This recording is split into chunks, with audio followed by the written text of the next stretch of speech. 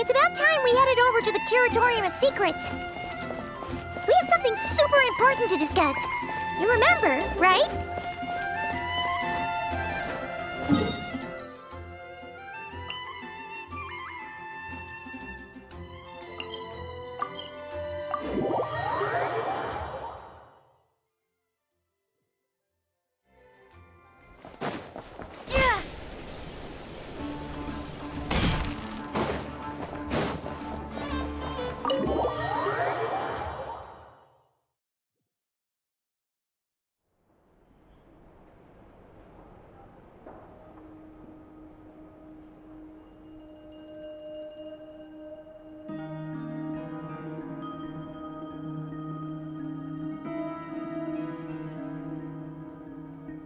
Looks like the gang's all here! Yep, all ready. How about you two? Green and good to go? Paimon's ready! Haha, feeling nervous? Don't blame you. We're all a little out of our depth with this one. Okay, so, some time ago, Columbina was ambushed by the Doctor. It all happened pretty fast, and the last thing you saw was her vanishing into the moon's reflection. Yes, though at the time, all that the rest of us saw was the Doctor using some kind of power. The next moment, Columbina had disappeared, and you were falling into the sea. We have to get Columbina back. And whatever the Doctor's plan is in seizing the Three Moons Authority, we have to stop him before he succeeds. The Frost Moon Scions consider it our duty to rescue the Moon Goddess. I wasn't expecting so many others to come to our aid. So I want you to know that you have our utmost gratitude. Great. Well, first things first. Wait. Someone's here. We heard your footsteps. Although... You've been here for a while now. I take it you followed the Traveler, but I don't sense any ill intent in you. Come on.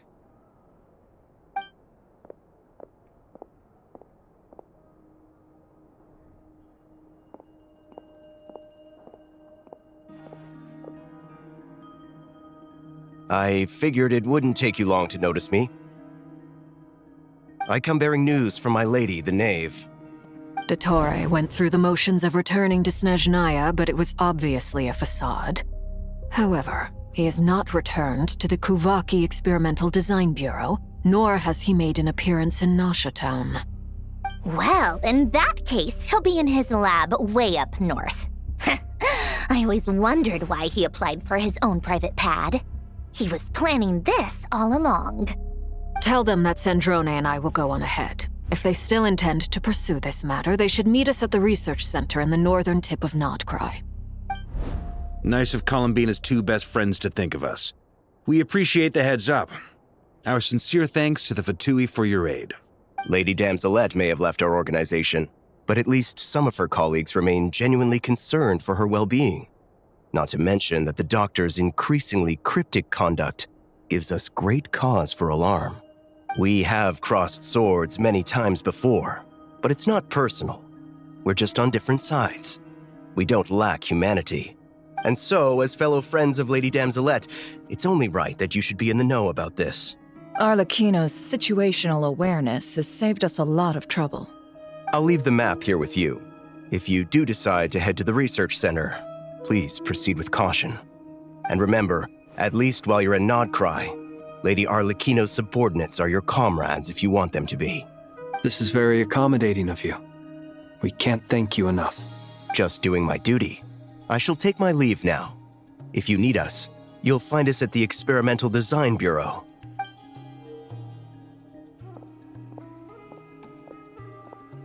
So, The doctors left the Experimental Design Bureau and headed to some research center up north. Marionette seems to think he's been planning this for a long time. But when did it start? Before he even arrived in Krai? It seems his loyalty to the Tsaritsa is lip service at most. Behind the scenes, he may even be working against her. Whatever his motives, we know that he's decisive and incredibly ruthless. Facing him unprepared would be a recipe for disaster. At this stage, it's difficult to predict his next steps.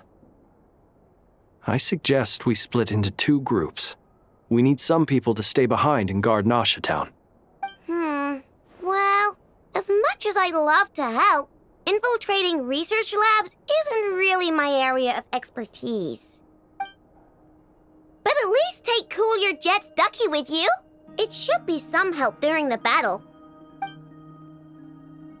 And as for Miss Ineffa, I suppose you will stay to protect Miss Aino? Detecting operational logic. Protect Aino. Priority. High. Just in case, Sir Varka, I think it would be best if you stayed behind as well. You can leave the research center to us. I mean, I would have said the Knight of Berea should probably be out on the front line, but okay, fine. Leave Nasha Town to me. Be careful out there, okay? If things get out of hand, fall back right away. Jahoda will be on hand to assist you. In my absence, she can handle any intel gathering work. You got it, boss. You guys make sure to get back here in one piece, all right? We will. Things are moving fast. We'd better head off soon if we hope to keep pace. So, it's infiltrate a secret research facility, or... Yeah, all right. Paimon will help out here instead. Sounds like it's gonna be a pretty intense fight. We all have to bring our A game here. So, anything you need to wrap up before we leave?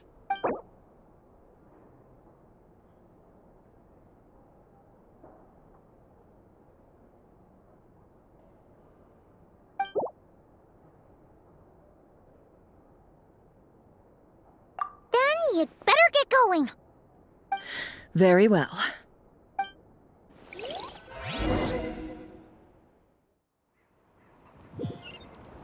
All these broken machines on the ground.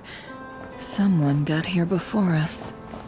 Could it be Arlecchino and Sandrone?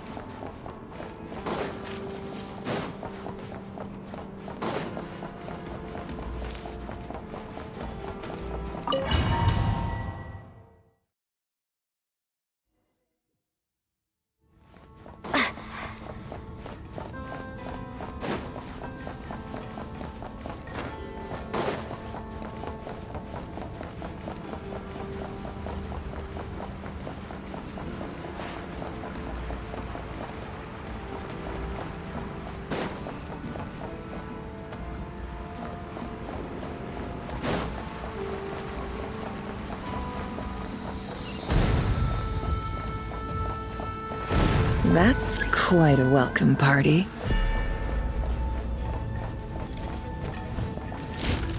Go! For the everlasting forest, you poor lost lamb. The deception ends here.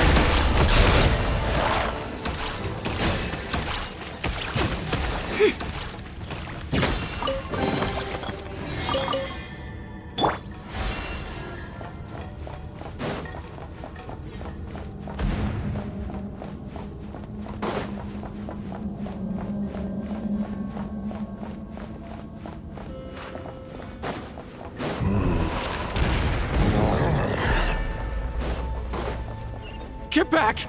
I said get back! Do you hear me?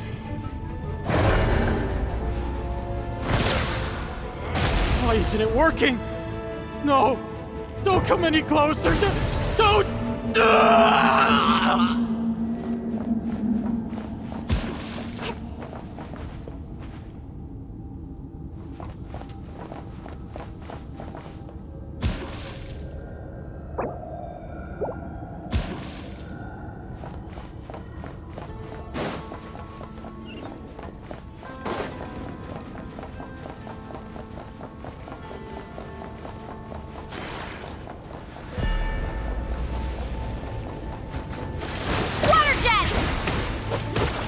Beware the creatures of the night. Close your eyes. Be silent. To dust. You poor souls. May your spirits find peace. Grab that key on the ground. We'll probably need it at some point.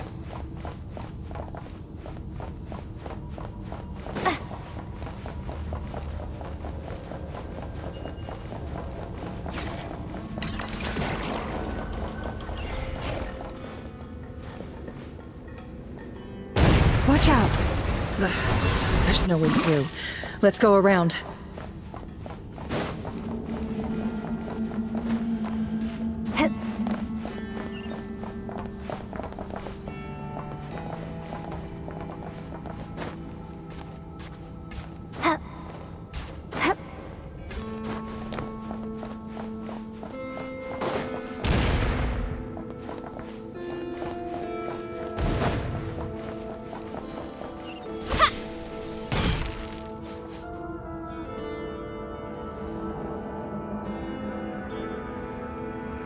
What the? Trespassers? Here? What's wrong with you people? We're looking for the doctor, and we understand he might be here. I see you're fleeing the facility. You looking to settle a score with the doctor? Good luck with that. I don't think you have many chances left. Perhaps. But you might have a chance to live if you start talking. 2 other Harbingers had the same idea as you. They're already inside. But what good is it gonna do? The doctor wouldn't do something like this unprepared. Seems to me that you're not too thrilled about being his subordinate. Also, is it just me, or do I sense monsters nearby? If you'd prefer their company to ours, that can easily be arranged. We need to know what the doctor is up to. Please, if you know anything at all, tell me. This is about more than us versus the doctor. His actions could have consequences for all of Nodkrai. And perhaps even your homeland, Snezhnaya.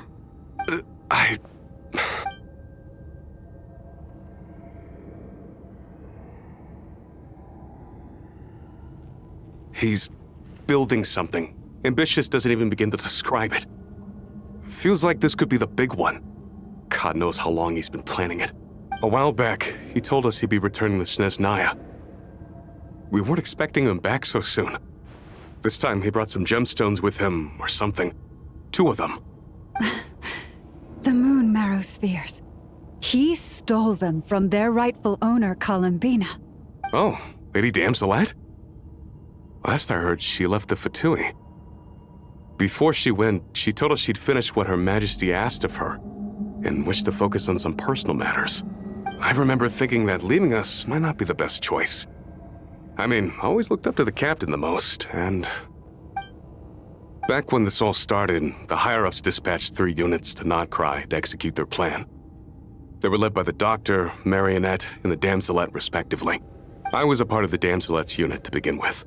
She never really interacted with us much. In fact, she seemed sort of detached from everything. Not because she was distracted, just felt like she was indifferent to the world around her. Like she had no stake in anything that happened. She always seemed like she was staring off into the distance. Almost as if she didn't see anything worth living for in the present, so she had to look further afield. That's right. She always used to stare up at the sky. The doctor used to stand nearby and watch her. Apparently they got along well at first, but somewhere along the way, she grew wary of him. Started avoiding him as much as possible. After she left, everyone in our unit merged with the doctors. He's similarly indifferent to the world, except when it comes to the moons. He seems to have big plans for them. Right now, obtaining the 3 moons is his #1 priority. He even said if he can only get his hands on 2 of them, he'll create a 3rd one himself. How would he create an artificial moon marrow? Maybe the knowledge he gained from the Hyperborean phantoms has something to do with it. Thank you for cooperating. We appreciate the level of detail. I get the sense that you'd serve under Columbina again if you had the chance. Would that be fair? No, she's no longer a Harbinger. As a member of the Fatui, my loyalty will always belong to the Tsaritsa. I'm only telling you all this because I don't completely trust the Doctor. His actions do not align with the goals that first brought us to Nodcry. I understand. We'll do everything within our power to stop him. The Knaves unit is based at the Kuvaki Experimental Design Bureau. Maybe you can seek refuge with them. Well, now we know what's going on here. Artificial moon marrow. He's likely well on the way to completing it. Dottore's technological capabilities are far more advanced than I thought. I fear this could get ugly. Everyone, prepare yourselves.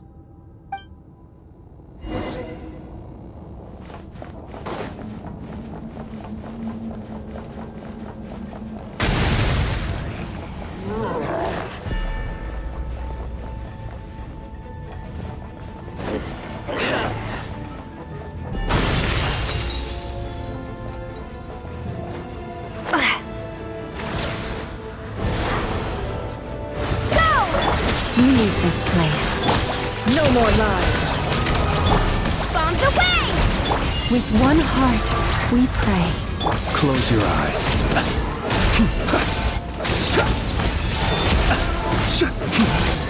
To dust. Observe. Night falls.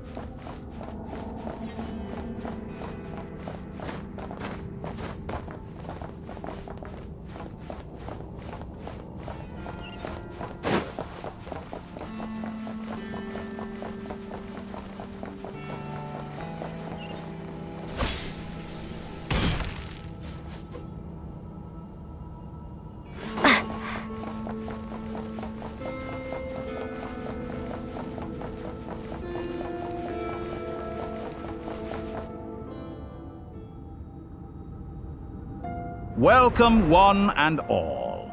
I've been expecting you. I hope my humble research facility is to your liking. Yeah, we really appreciated fighting our way in through a horde of monsters. The gall! You expect us to believe you've just been patiently waiting for us? Of course I have. Should I be worried about something? Everything seems to be going quite smoothly so far, and you've shown up right on schedule. First Sandrone and Arlecchino, now you. Quite a surfeit of guests I've had today. If you were looking for them, I should probably mention that Arlecchino disappeared as soon as she entered the facility. As for Sandrone, why, she stood right here only moments ago demanding answers from me at the top of her voice. Hardly out of character. She never was one for basic courtesy. But I have to admit, I was a little surprised to see her showing concern for someone besides herself. Does everyone you associate with undergo such a change in temperament? Speaking as a researcher, I have to say, it is not a change for the better. It threatens one's ability to remain objective. Well, since you ask... So you've got your hands on the moon marrow, and now you're claiming godhood. Don't you think that's a bit of a stretch, Dottore? I must protest what you are insinuating with that phrase, claiming godhood. I am not claiming anything. I am stating a fact. You're a researcher. I'm sure you appreciate the distinction between the two. Huh? Wait, you really think you're all that? You'll excuse me if I'm not being a polite little lady for you. We're colleagues. We both know what kind of person you are. By the same token, I knew you'd respond along those lines. You and I both understand that facts speak louder than words. To that end, I've had my people send you a small gift. It should go some way toward helping you understand my present position. What gift?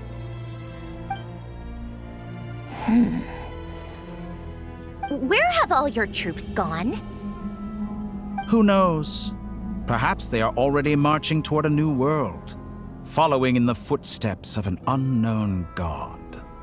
As vulgar and arrogant as you may be, dear Sandrone, I have no intention of taking out my displeasure on your subordinates. They will enjoy equal rights to my own. You sent your people to the Experimental Design Bureau? That's the Tsaritsa's property. Yes, and I am very mindful of Her Majesty's instructions. But you know full well that they do not conflict with my present goals. In which case, all I'm doing is conducting another one of my experiments. Is there a problem with that? Now then, you have a judgment call to make. Am I simply lying to stall you? Or is it possible that every word I am saying is the truth? In which case, your subordinates really are in danger. So now you've turned on fellow Fatui soldiers. You're completely insane. I have set a new rule for myself. Each person gets one chance. Naturally, that includes you, Sandrone. If you wish to leave, I won't stop you. We are colleagues, after all. Scumbag!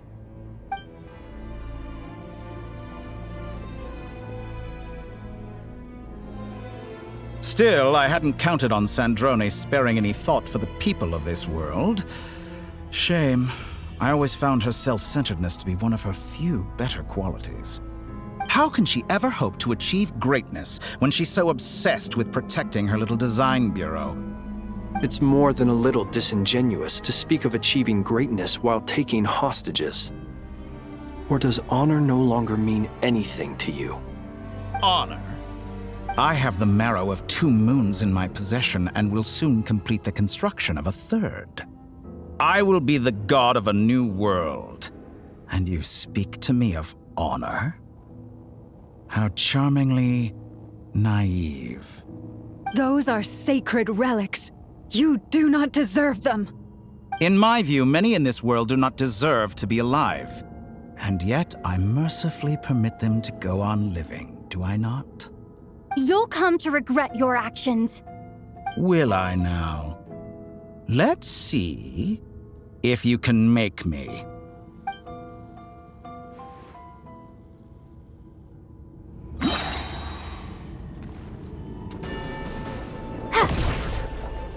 An exact practice. For the everlasting forest. The mystery unravels. Can I the truth? No more lies. It all adds up. Arlecchino! Thanks for the assistance. Arlecchino? They see you as an ally. What a farce. You're clearly here to destroy my research, not me. I'd say your research is more valuable than your life. Am I wrong?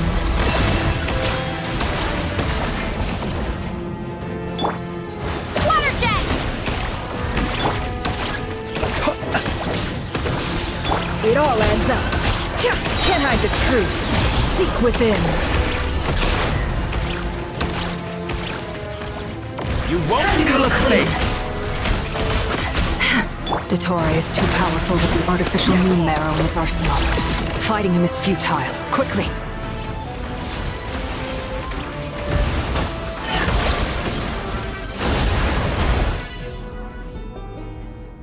Let's go. I've always thought it is wiser to flee than surrender.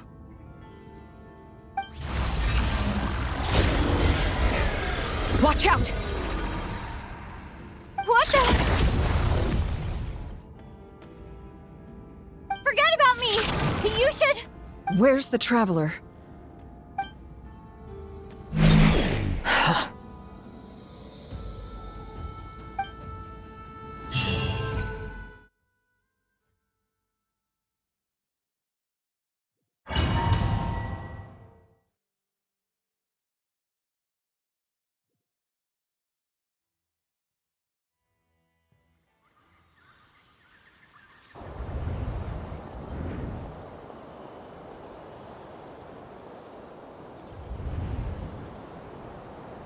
What just happened? Nasha Town? How did I get here? Strange. I remember being trapped by Dottore during the battle, and now, all of a sudden, I'm here. Something weird is going on. I guess I'll start by exploring the area. Huh? Traveler? What brings you here at this hour? Huh? What are you in the mood for today? A hot dog? Or something else? We've got some special discounts at the moment. Want to see the menu? Sorry, I'm not hungry right now. Ah. Well, feel free to take a seat for now. Let me know if you change your mind. Everyone seems to be acting normal. Am I just overthinking? Oh, darling, look who it is. One of our regular customers. Get the traveler something to eat, would you, dear? Wait. Why is he talking like that? Well, I'd love to, but can't serve a customer unless they order something. Anyway, I take it your business is wrapped up? Yes, thankfully. It was a long trip, and it's left me feeling pretty exhausted. But the upshot is, I won't have to leave again for a good while. We can have some quality time to ourselves. Wait. These two are a couple? I see some kids around too. I didn't know they had a family. Hey there! I haven't seen you in ages! What's keeping you so busy? I've been looking forward to playing with you again. You forgot already? You're silly. Daddy brought you over to our house recently. We had some snacks together. What is she talking about? We've had a lot of customers over the last few days, so we've been real busy. And like my mom always says, some people are more than just customers. They're friends. Oh, another customer's arrived. I better go see what they want. This is all wrong. I never once heard the owner of this restaurant talk about their family. It certainly isn't a family-run business. And that child, I don't recognize her at all. Could this be a false memory? Very good. I knew you had it in you. Aren't you going to try the house special? When did he show up? No, none of this is real. You don't seem to like it here. That's fine. We can change venues.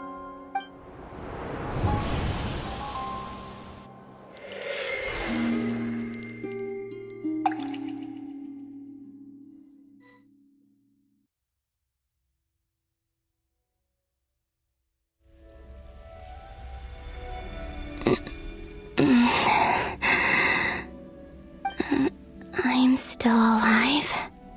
Where is this place? It took all my strength to open the moon gate, and then I leapt into it. So this is the moon's reflection? The mysterious realm beyond the gate?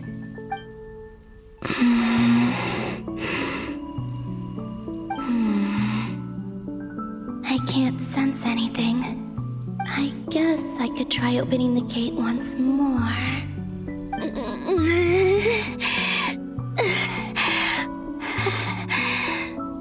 No response. Maybe this space can't be opened from inside. If this was the space that killed both Rerir and his lover, then why am I unscathed? Or... no, I'm not unscathed. Even the air here feels frozen in place. There is nothing here with which I can restore my power. I should conserve my strength and proceed with caution.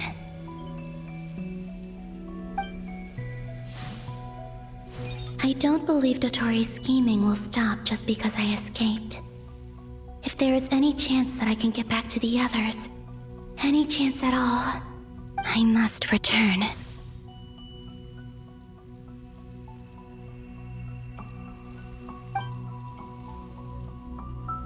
Emptiness. Silence. What is this place? Or maybe the real question is, what is it for? What's this? Looks like it responds to my power.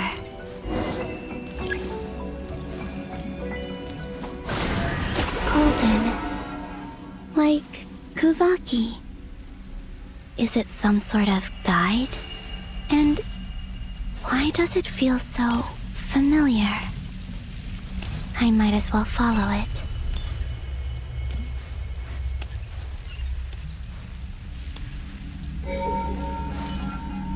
Where does this lead? Could it be the exit?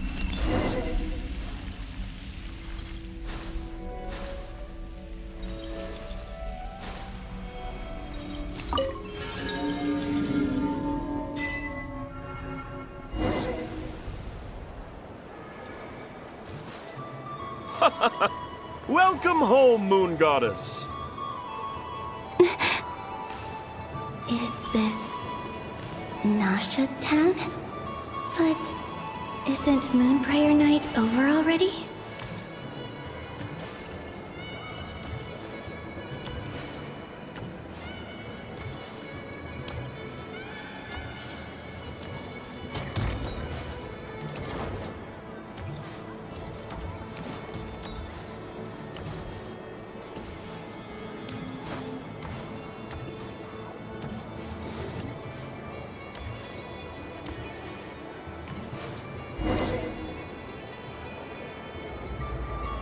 Goodbye for now, Columbina. I hope you have a wonderful night.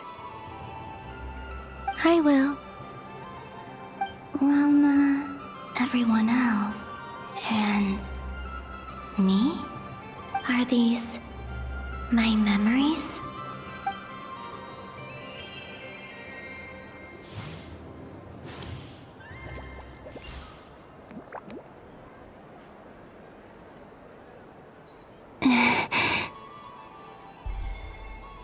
I can't touch them. It's as if we're separated by some impenetrable power.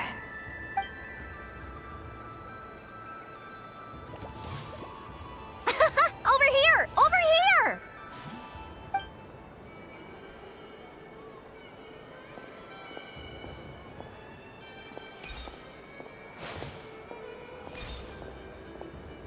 But the people in these memories pass right through me.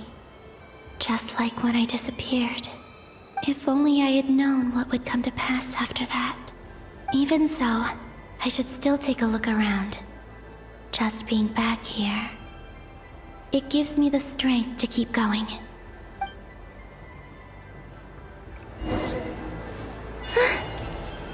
Welcome home, Moon Goddess. Oh, you're the genuine article. Alice was right. This Moon Prayer Night was worth watching after all. Oh, yes. That was the fortune-telling stall run by Barbeloth from the Hexen Circle.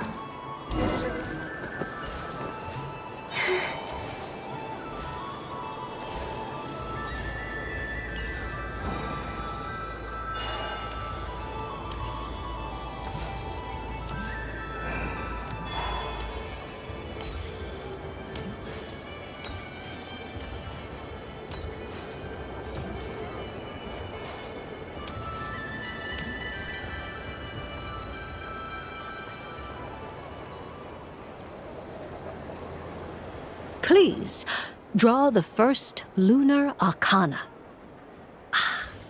This represents destiny and is the foundation for the divination as a whole.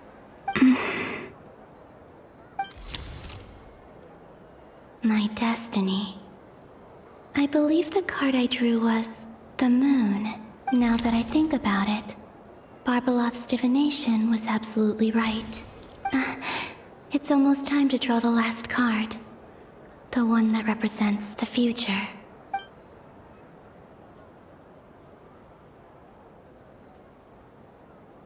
That was the card that popped out on its own. From here, I think.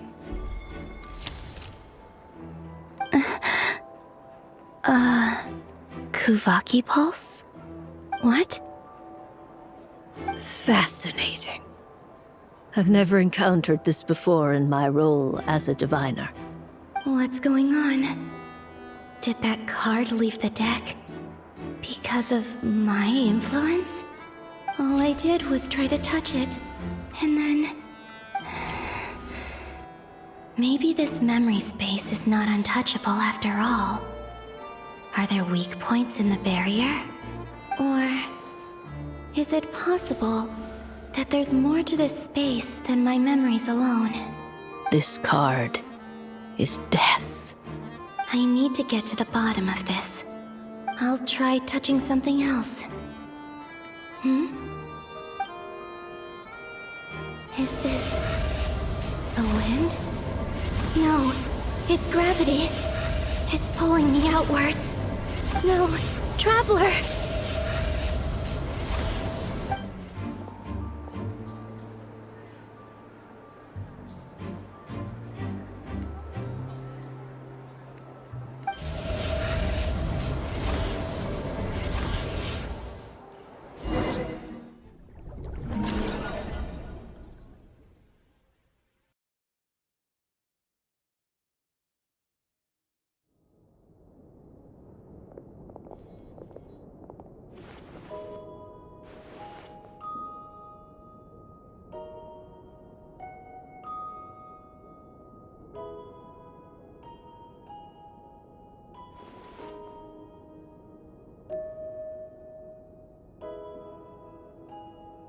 Haimon, listen to me.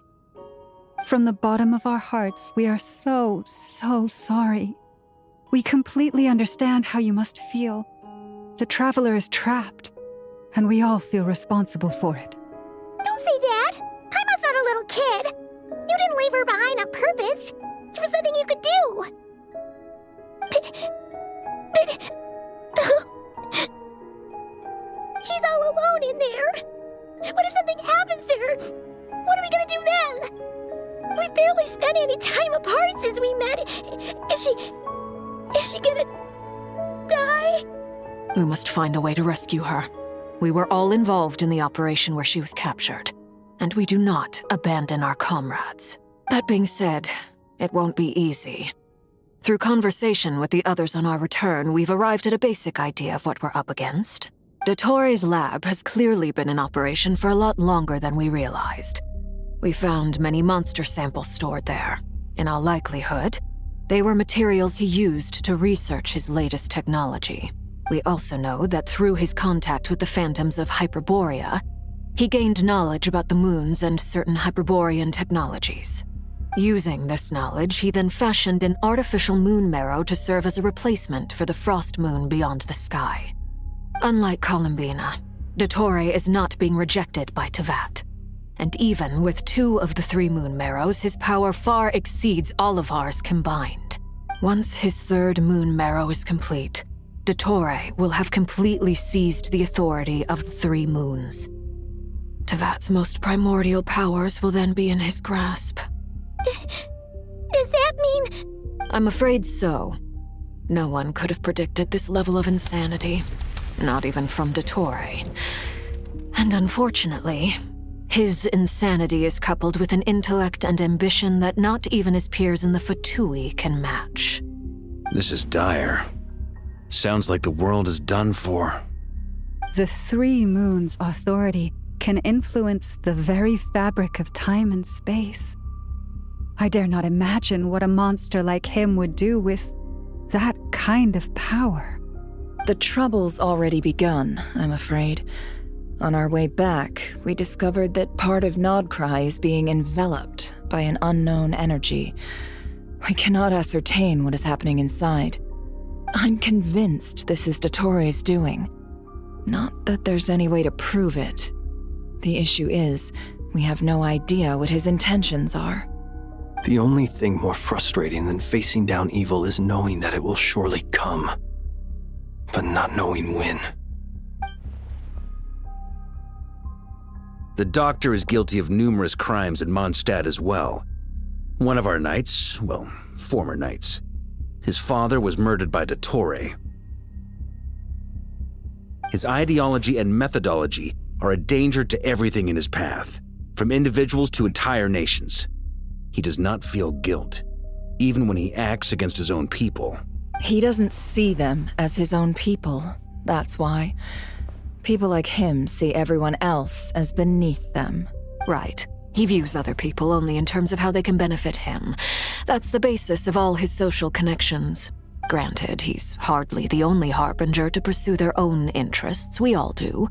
And Her Majesty is gracious enough to permit it. Still, her mercy has its limits. Dottore's actions have gone beyond even what the Fatui could have imagined.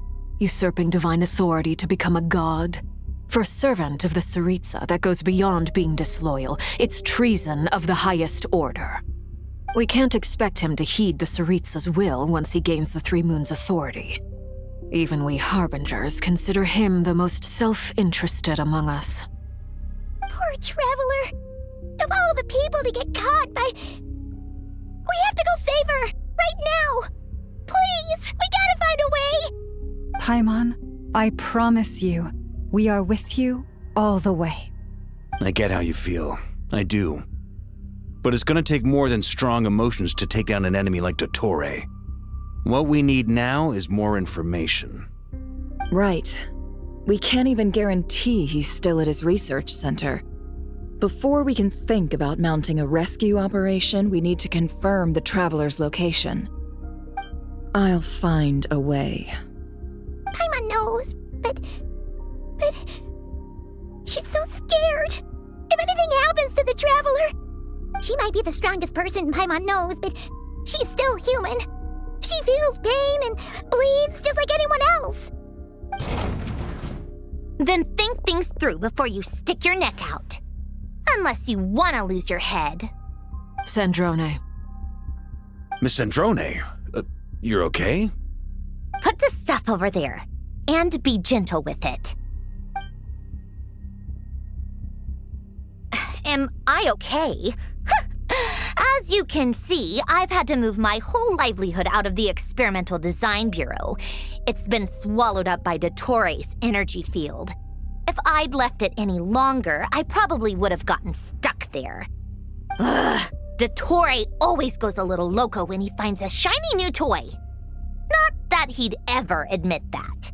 But this time, he's gone full psycho.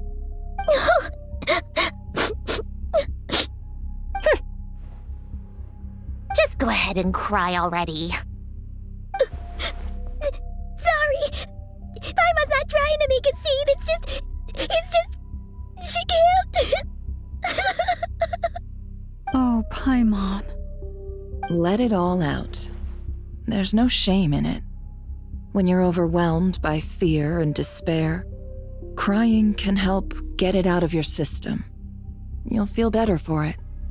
Okay then, while the baby of the group is having a moment, how about the grown-ups get to work? Give me your hand. You've made a discovery?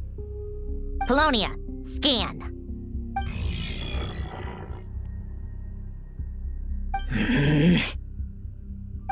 You, hand, now. Oh, I thought you'd never ask, my lady. Curses! You're next, then you.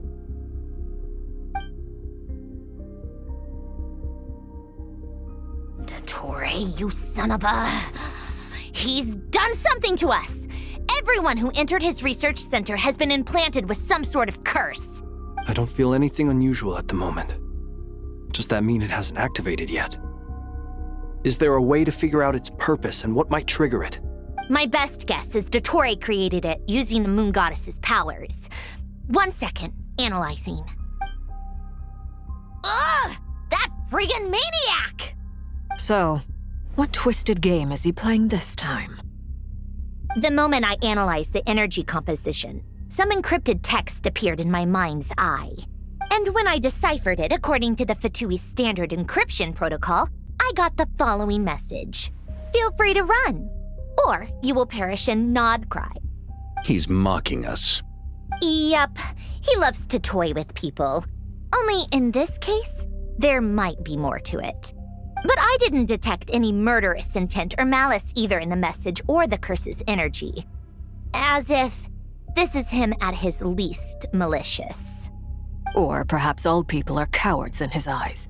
Maybe he thinks the threat alone will be effective. What a despicable person. And he has the Traveler in his grasp. If I may, as unhinged as Dottore may be, he has always exercised great patience with the objects of his interest. I remember a comment he made when we first arrived in Nodkrai. He said, "This world is, on the whole, an exceedingly dull place. But at least there are a few intriguing features, such as the gods or the Traveler. Presumably, they interest him because they're unknown quantities. He wants to understand as much as he can about them." Agreed. The Traveler is Tevat's fourth descender. All Harbingers are aware of this. Since Dottore took such pains to capture the Traveler, he is unlikely to kill her right away. Okay, but we still have to do that rescue operation. Of course.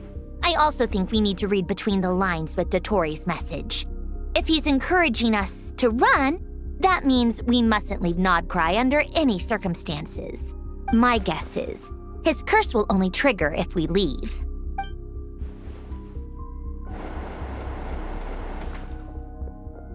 We've discovered multiple energy fields. Albedo is still attempting to analyze their structure. He told me to report back first. Each field is slowly growing, swallowing up more of the surrounding area in the process. And the pace of their expansion has increased since we first examined them. He's probably trying to swallow Nodkrai whole. His nefarious ambition knows no bounds. If this continues, the whole of Tevat will be in trouble, not just Nodkrai. The loss of Columbina could not have come at a worse time. Do we think she's truly gone for good? She entered the space beyond the Moon Gate, knowing what became of Rerir and Thelindis. I'm sorry, but I fear the odds aren't good. Don't be ridiculous. If I know her, she's busy finding a way back as we speak just so she can annoy me. She isn't dead. Whatever has become of her, the fact remains that we are two comrades short on the eve of a decisive battle. We need to find out the Traveler's location, but there is also other work to be done. Agreed. Whatever Dottore's planning, we have to get the local populace somewhere safe. So, as well as a rescue mission, we have to organize a mass evacuation at the same time. It would be best if someone could approach leaders of neighboring nations and negotiate emergency asylum for Nodkrai's inhabitants. Can anyone handle that? Snezhnaya is one option. I'll see what I can do. This would be so much easier if the Traveler is here. No! Stop thinking like that, Paimon. Paimon will join you. She's pretty well connected thanks to the Traveler. Maybe it'll come in handy. Either way, that's what the Traveler would do if she was here.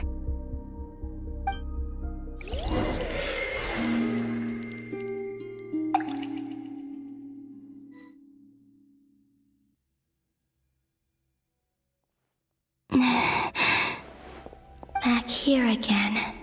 That gravitational force that pulled me back. Is this where it came from? When I saw that memory of Moon Prayer Night, I think I influenced reality. Was it just a coincidence? Or if only I could have sent the others some kind of warning on Moon Prayer Night. Maybe we could have stopped Dottore. I feel so heavy. Does entering that space consume a lot of energy? Well, even so, I have to keep moving forward. Back to emptiness and silence again. I should try and find my way back inside that memory.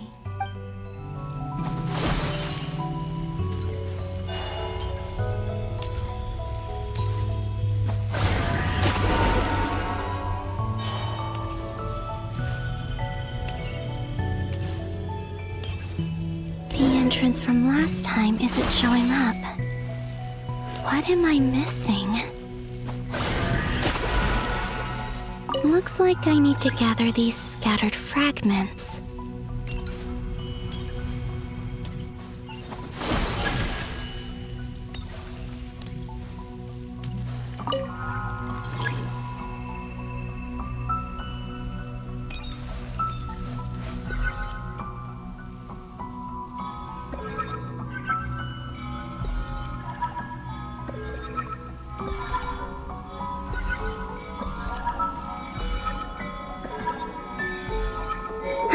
It worked! Hopefully I can stay inside for a bit longer this time.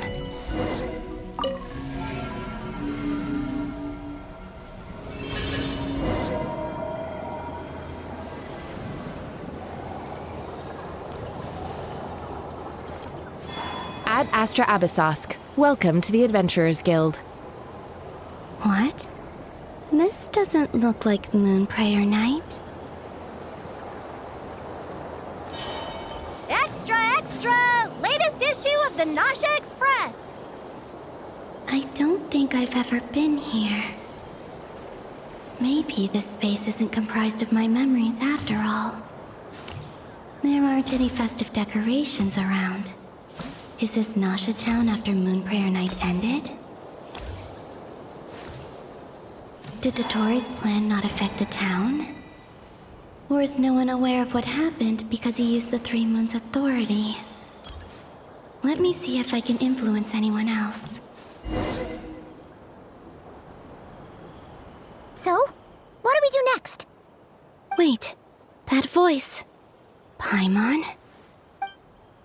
The most important thing right now is to find that mage. Lauma, the Traveler, and Mr. Varka are here too. I'd better go pay the Fatui a visit. Traveler!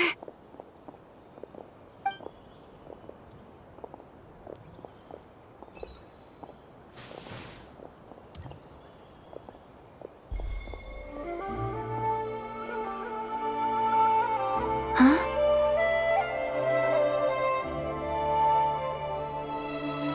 Columbina? I made contact. It's me, Columbina. Huh?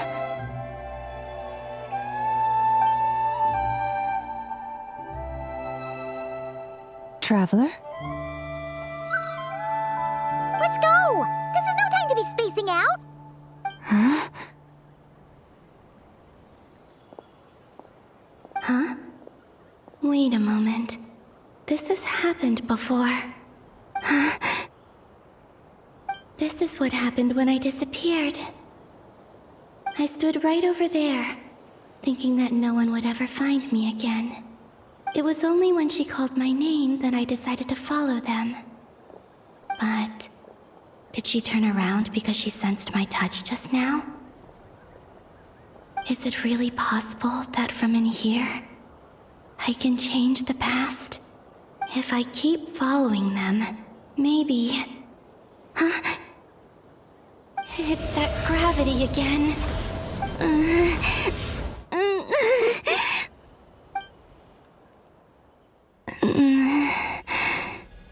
Every time I influence reality within that space, this force intervenes and pulls me back. It's as if it's trying to stop me from leaving.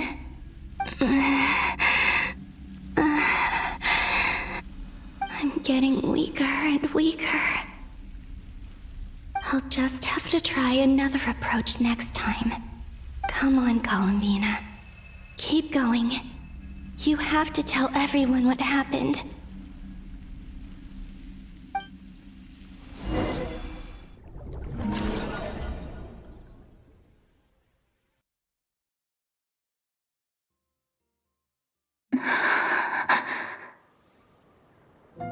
Suddenly, I've been plunged into darkness, alone. It feels strange, as if something has grabbed hold of me. Is Dottore now powerful enough to interfere with space itself? Look at you, standing so still in total silence. I almost didn't recognize you. Hello there, traveler. He seems to be in a good mood. Wait, what's that behind him? Ah, so you noticed. This is the completed Trilune. 2 primordial moon marrows and 1 artificial specimen. You are wary of it. Good. Maintain that reverence. You performed well in that recent battle. Brave and reckless as always. Courage is the sign of a true hero, and impulsiveness is the hallmark of those who strive to advance. I say this not to belittle you. Most creatures are far more timid by comparison. 3 moon marrows.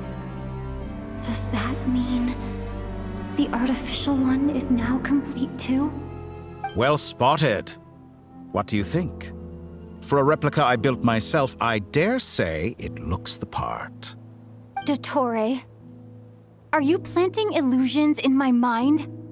I have no interest in fooling your eyes. On the contrary, I hope to show you the true essence of all that you see before you. Is this not a beautiful city? People live in peace and find joy in their work. The streets are safe. People can even leave their doors unlocked at night. You might say it is the Elysium everyone dreams of. All available data indicates your values and worldview conform with the mainstream. This kind of society should be quite to your taste. False beauty is deceitful. Lies are to no one's taste. I wonder, is it your moral standards that are too high? Or your expectations of reality? Answer me this. If someone existed in a sweet dream from the moment they were born, a dream in which they never once felt pain, which do you think they would consider superior? The dream or the reality? That's pure sophistry. It has nothing to do with your actions. As I suspected. You have yet to understand all of this for what it really is. What do you want from me? You sound impatient. Do you think the only reason I'm keeping you is because I want something from you? If it's not, then why haven't you killed me yet? No one can stop you if you're as powerful as a god. I'm delighted you recognize that fact. I believe we last squared off in Sumeru. Ah, the memories. How time flies. You and I have both grown. I'm not surprised that Arlecchino and Sandrone worked with you. You've always a way of slowly but surely ingratiating yourself with all levels of society. People laud you as a hero, but I suspect there's more to it than that. Oh, but to be clear, I don't say that to flatter you. Do you always give your opponent an appraisal before you deal the final blow? Call it a long-time habit. I'm a researcher, and one of my duties is to give an objective assessment of my subjects. But you misunderstand. We are not opponents. Not at this moment. I just want to talk. Think back to Tartaglia, Arlecchino, Capitano, Columbina, and now even Sandrone.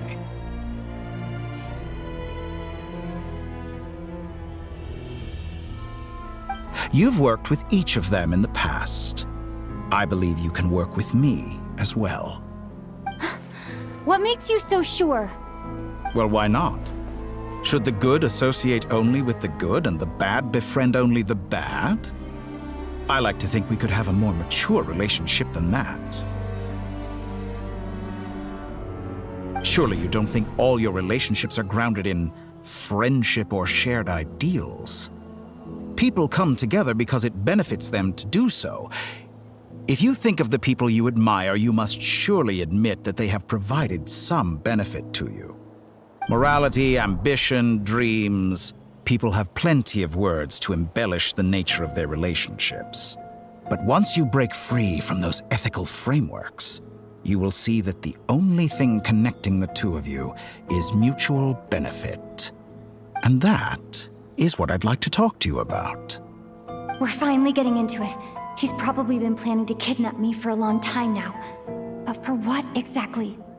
He has the authority of all 3 moons. I won't be able to gain the upper hand in a fight.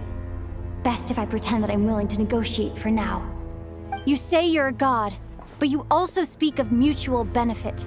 What could a god want that the 3 moons cannot provide? Excellent question. But before I answer, I would ask you the same thing. Gaining Columbina's allegiance was a rare and extraordinary feat.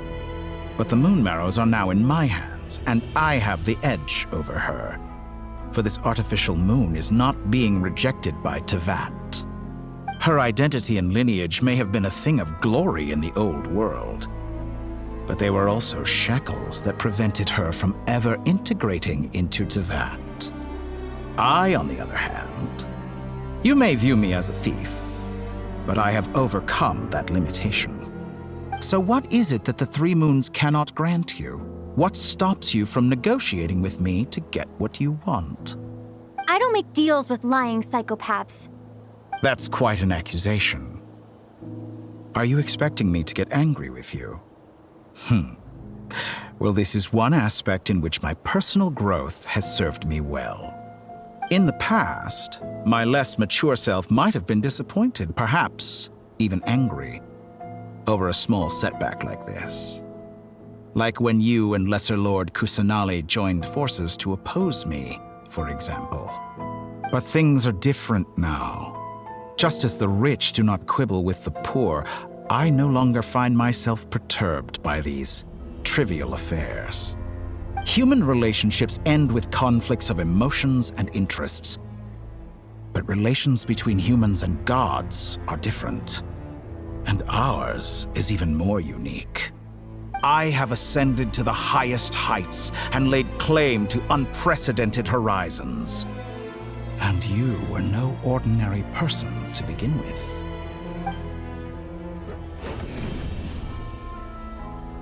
Allow me to show you the world, Descender.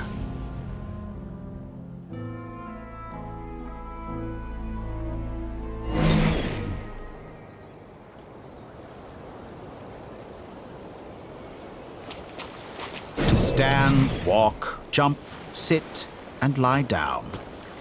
These are the most common of behaviors.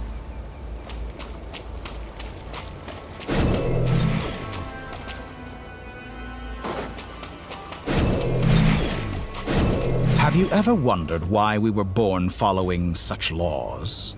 Who stipulated that we could not fly instead of walk?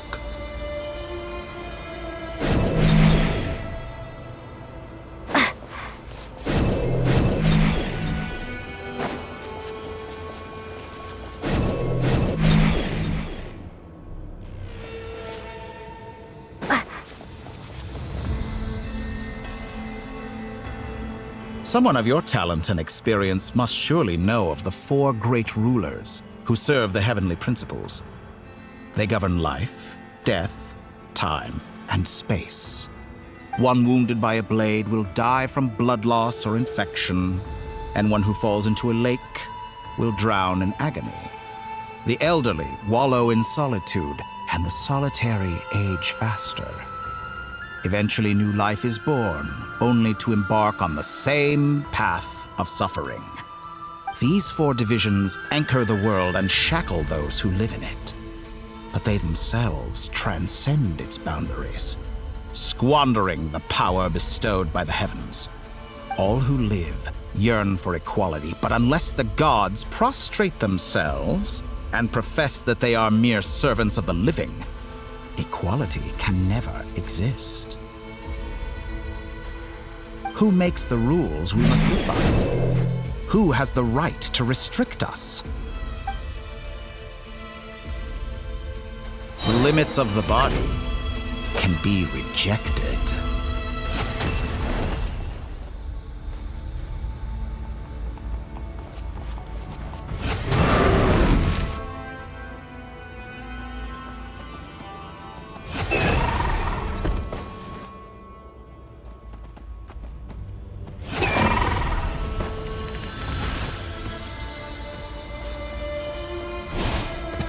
How does it feel to be among those with absolute power? You cannot conceive the extent to which your flesh hinders your mind and spirit.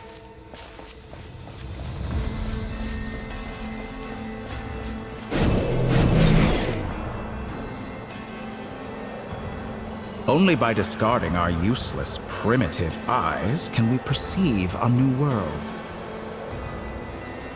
How narrow-minded we all were in the past.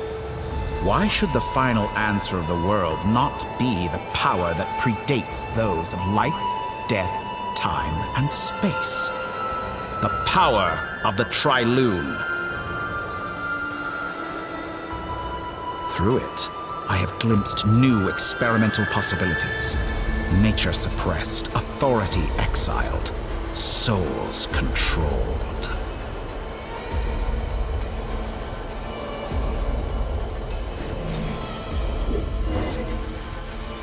You know, I heard recently that a group of critics reviewed countless stories and drew an interesting conclusion. They found that it is more often than not the villains who strive tirelessly to push the boundaries of progress. In fact, long before this, someone voiced a similar idea in an academia editorial. I felt a great affinity with this perspective. I have never been afraid to step up and play the role of the villain. Fanatics are trampled down for their transgressions, and those who transcend are rebuked for their audacity. And so, the majority of creatures are too timid to follow my lead.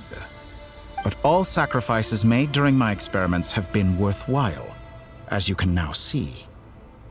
I can offer you something new, something unique, precisely because I am a villain. Think about it. We are eternally bound through mutual interest. Can you truly say you would never turn to malice if it could give you the life you dream of? After all, what value do perfection and purity really have?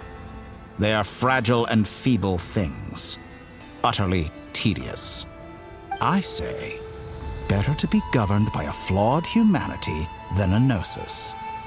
The true seeker of knowledge is the villain who undergoes countless tribulations in pursuit of their goal. I'm sure many people have told you that you're different. Because I'm a descender? Exactly. Very clever. But what has that got to do with you? I do not conceal my wicked deeds, my selfish desires, or my greed. A true researcher must act as I do if they are to understand and speak of the truth. And yet, a knowledge seeker like myself will inevitably grow tired of studying Tevat beyond a point. You have traveled to all corners of the world and met many people. Along the way, there have been moments when you were misunderstood or even became a wanted criminal. And all the while, you have spent your days doing some of the most mundane jobs in the world. You fight and toil, claim minuscule rewards from my friend Pantalone, then you fight some more, winning some battles and losing others as your search goes on. And this cycle continues, with no end in sight. Surely you must sometimes grow weary of being stuck in this same loop day after day. We're completely different. I embrace everything that life throws at me. I am engaged in every step of my journey. How does that make us different? I too embrace what life brings, researching everything that interests me. Think of all the novel things I've managed to create, like the artificial moon marrow. Don't you see? As unique a specimen as she was, even Columbina is not irreplaceable. Take that back! She's gone because of your actions! I didn't say that to anger you. Though admittedly, I don't see what there is to be angry about. Anything Columbina could do for you, I can do better. I know what your ultimate goal is.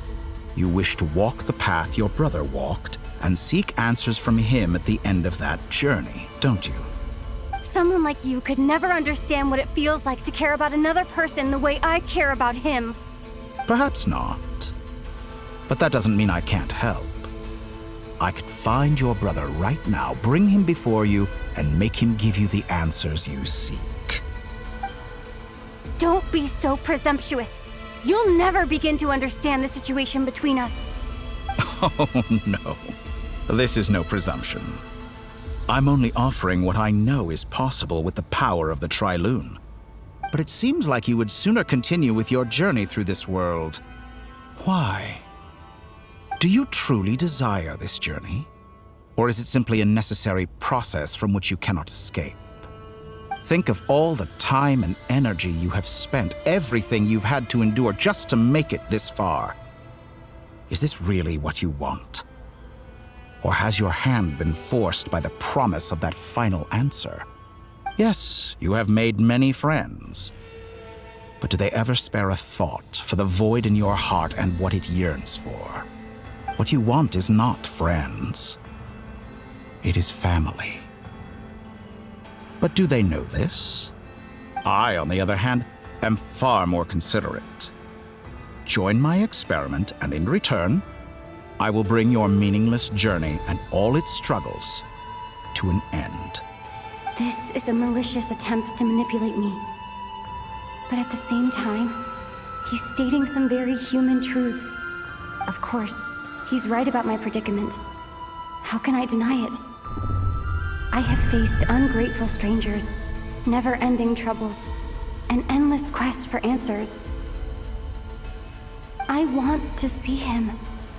After everything I've been through, words can't describe how much I miss him, how much I want to be reunited with him. Wherever you are right now, do you miss me too?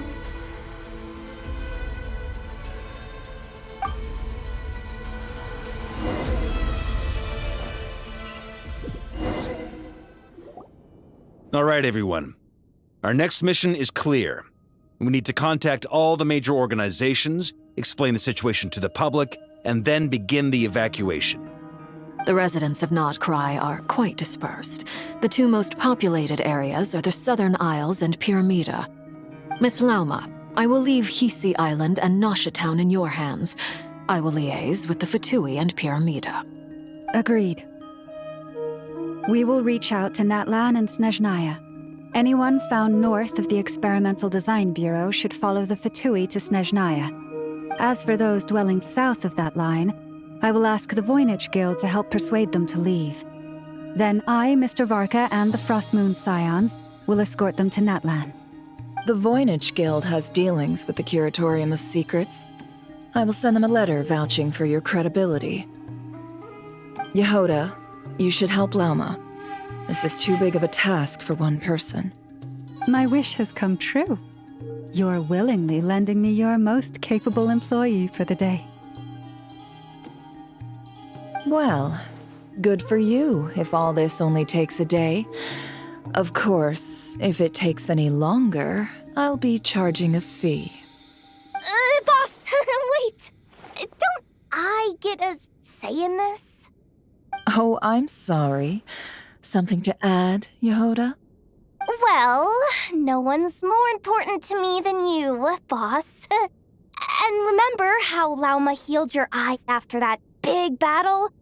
I think that's worth at least 2 or 3 days' work for the Frostmoon Scions. Are you completely incapable of acting in your own self-interest? Or do you simply devalue your own labor? Are you sure you don't want to come with us? Who will see to our other work if we're all busy evacuating residents? Sandrone insists that Columbina is still alive, and we have a traveler to rescue. There's much to be done. But boss, I'm just worried that... Well, Nefer, I'll link up with you once my tasks are complete. What makes you think I'd need you to do that? I'll need it. And considering the way you approach certain matters, I think you'll be better off with me present. That's quite enough. Just focus on your work first. I bet we're in for an uphill battle here. But we can help out too. Ineffa and I are gonna help Nasha Town's residents carry their stuff. Loading schedule. Store essential local research data and technology samples, then escort the people to Natlan. Understood. I will execute this to the best of my abilities. Great stuff. Thank you, ladies. I've contacted the Lightkeepers. A colleague of mine will join us shortly. I will persuade them to conduct a thorough search of the region to ensure that no civilians get left behind. As for me, I guess I'll be making an early return to Sumeru. I think it's important that someone informs the Dendro Archon of what's going on in Nodcry. Roger that. Someone should inform Mondstadt, too. Mr. Durin, can I trust you to handle that? I think you fly faster than any of us can run.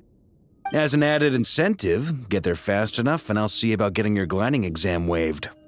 Really? Ha! Mission accepted, sir. I intend to stay behind and help Miss Sandrone with her research. She has some alchemy-related questions that she'd like me to explore. She recognizes your expertise, then. I wish you a fruitful collaboration. Thank you. In truth, I was surprised to hear her express an interest in subject matter outside of machines. I believe she has been investigating some Fontanian technology recently. She made a point of bringing the relevant materials with her when she left the Experimental Design Bureau. She's sorting through everything in her room as we speak. I should mention that we have one other friend who isn't present. He hasn't made his position in all of this clear. But if we know anything about him, he's likely investigating on his own. Paimon's been very quiet today. But I know how close she and the Traveler are with the Natlanese. She should come with us to the border. Okay. Paimon will do her best. Make sure to heed Sandrone's warning. Many of us have been cursed by Dottore. As such, under no circumstances should anyone cross national borders. Remain within Nodcry. That aside, personally I have faith in Columbina. Things look grim, sure, but who knows how it'll play out. Same goes for rescuing the Traveler. Both of them are important allies and friends. We'll be counting on you to gather intel on them, Miss Nefer. Oh, wonderful. You're all here.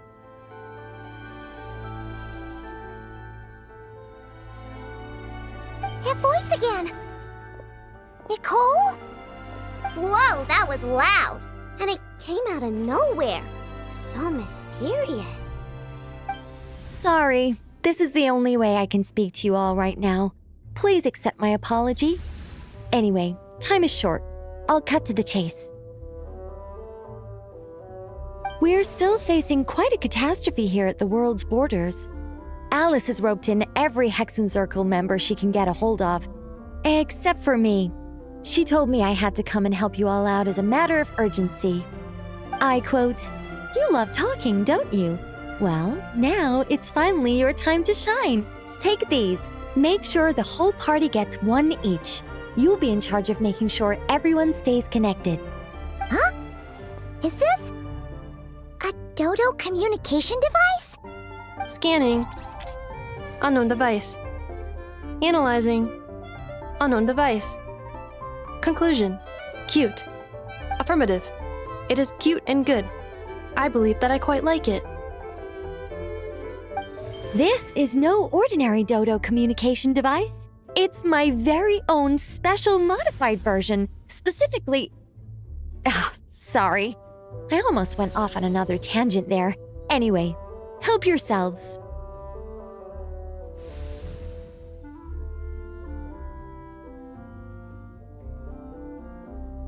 It will allow us to communicate over long distances within Nodcry.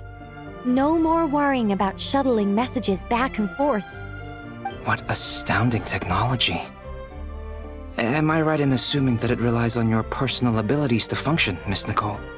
Yes, exactly. Right on cue, Albedo. I'd love to brag to you all about how it all works. But no, next time. Anyway, I'll be right with you all, serving as a communication hub. That's all from me. Head off as soon as you're ready. I'll be staying here to keep watch, and I'll be sending you my blessings.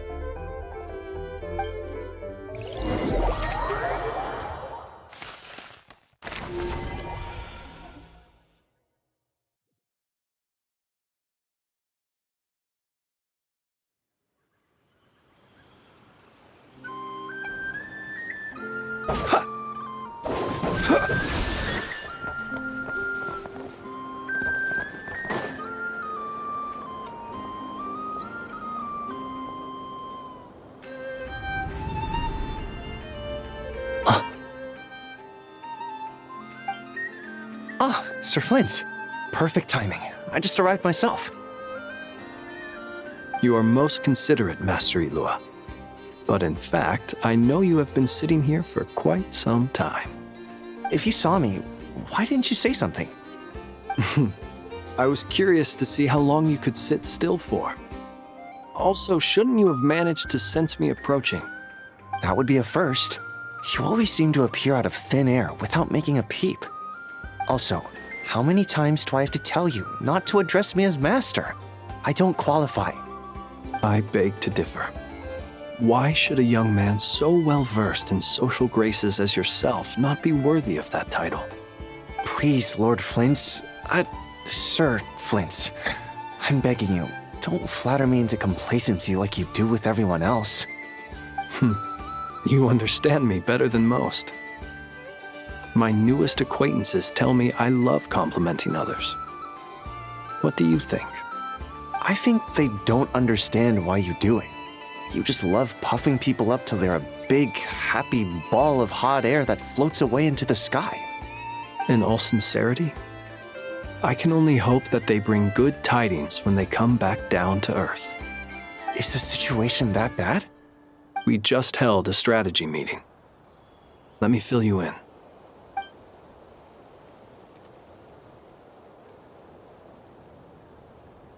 In short, we need everyone gone from Pyramida.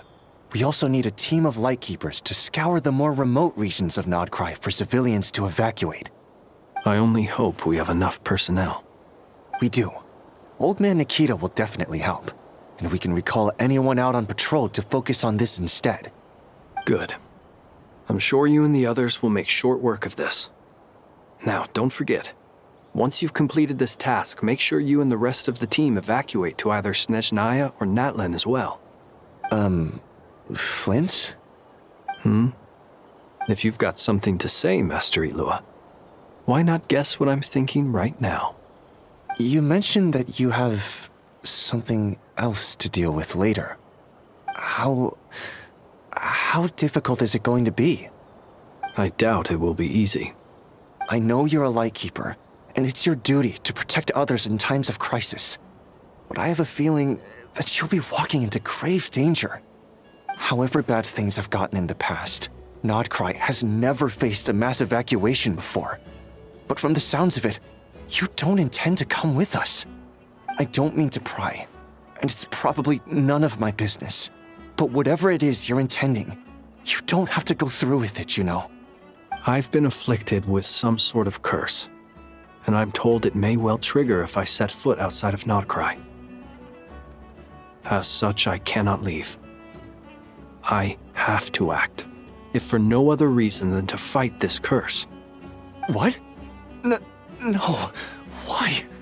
Why would anyone want to curse you? There are plenty of people out there willing to trample over others in pursuit of their own goals.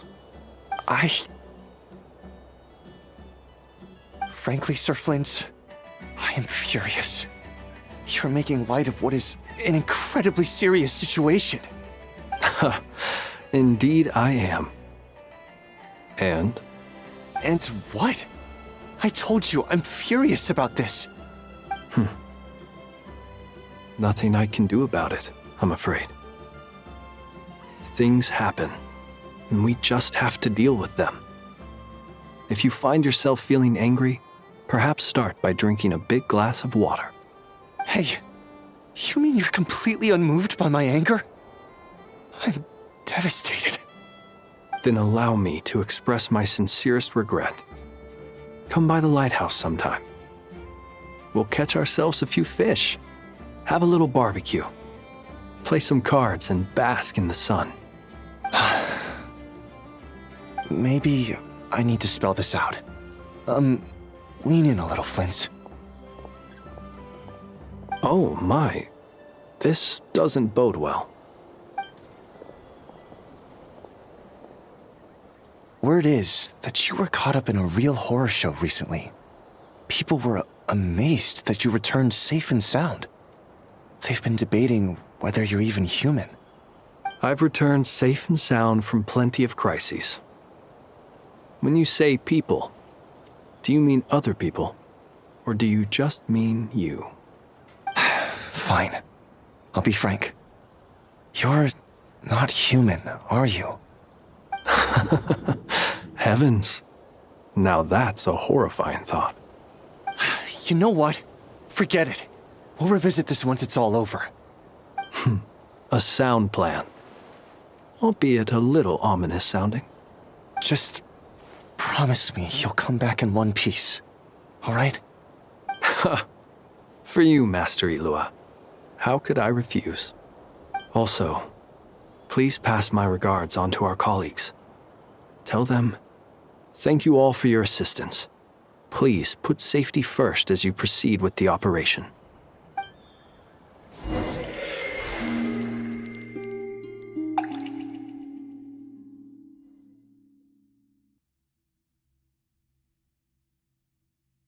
I have to keep searching for a path toward reality.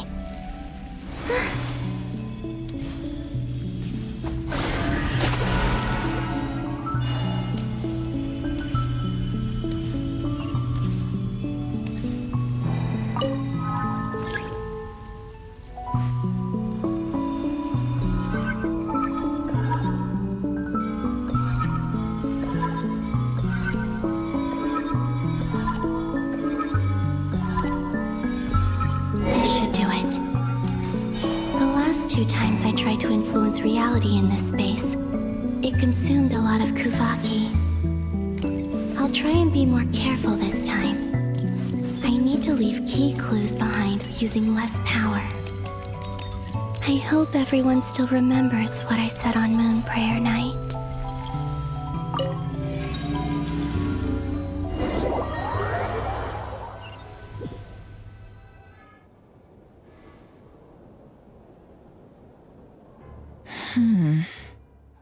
Nothing here either.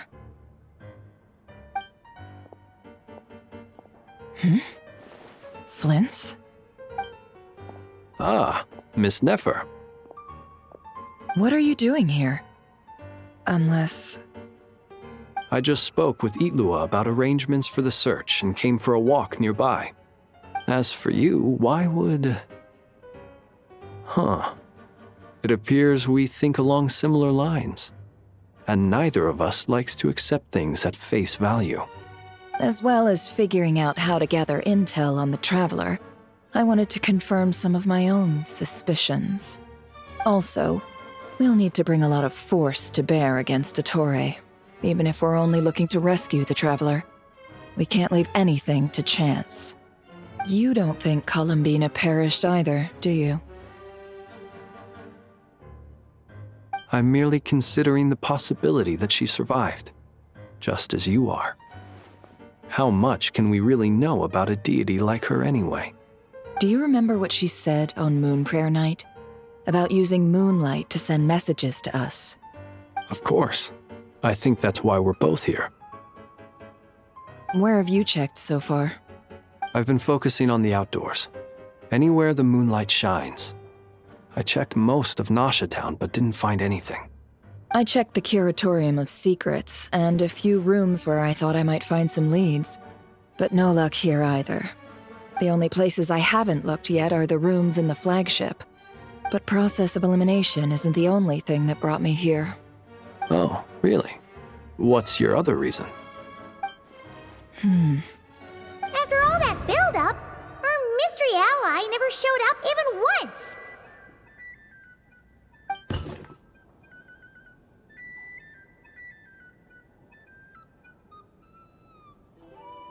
Huh? Am I imagining things?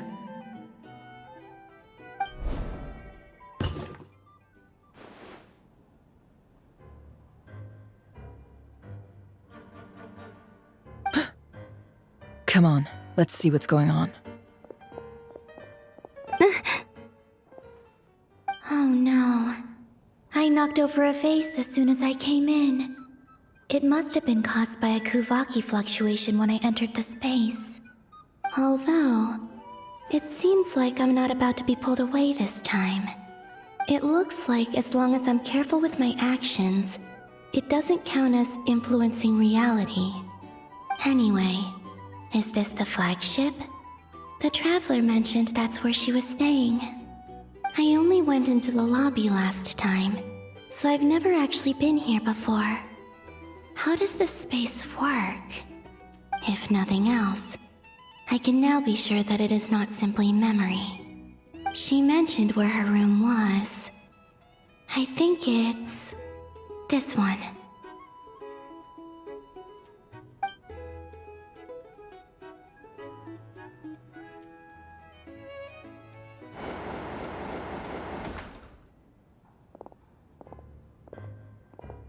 The door is closed. But if this is anything like when I disappeared, then maybe...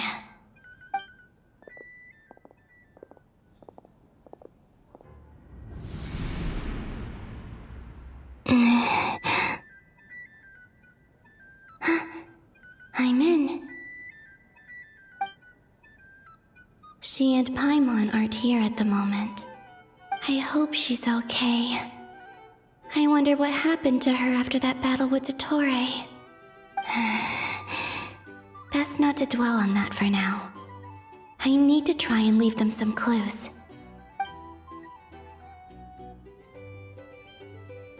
Please, Traveler. I really hope you find this.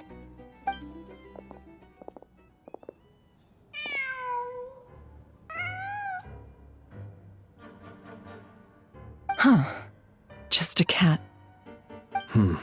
Nothing else here strikes me as noteworthy. Didn't you stay here for a couple of nights once? Before Rerir showed himself, yes. It's also where the Traveler and I first met. Did you notice anything unusual during your stay? I remember thinking how much noisier the flagship is at night compared to the graveyard. Other than that, no. The Traveler and Paimon were most congenial neighbors. This is where they've been staying, yes? Over here? That's right. I wouldn't usually condone breaking and entering, but we can make it up to them later. Focus now. I have to write a message on the wall using Kuvaki, just like I said on Moon Prayer Night. Simply open your windows on nights when the moon shines bright, and the moonlight will naturally flow towards the words I have written. Here goes. I'll need to carefully control my strength.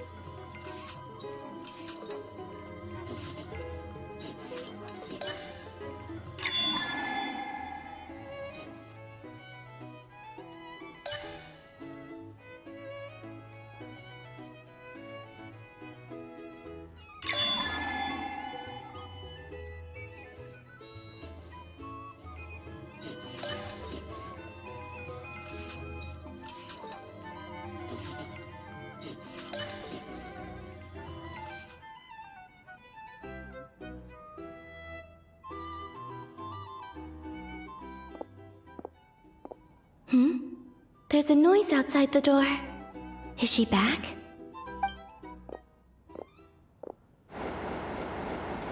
Please, you have to see these words.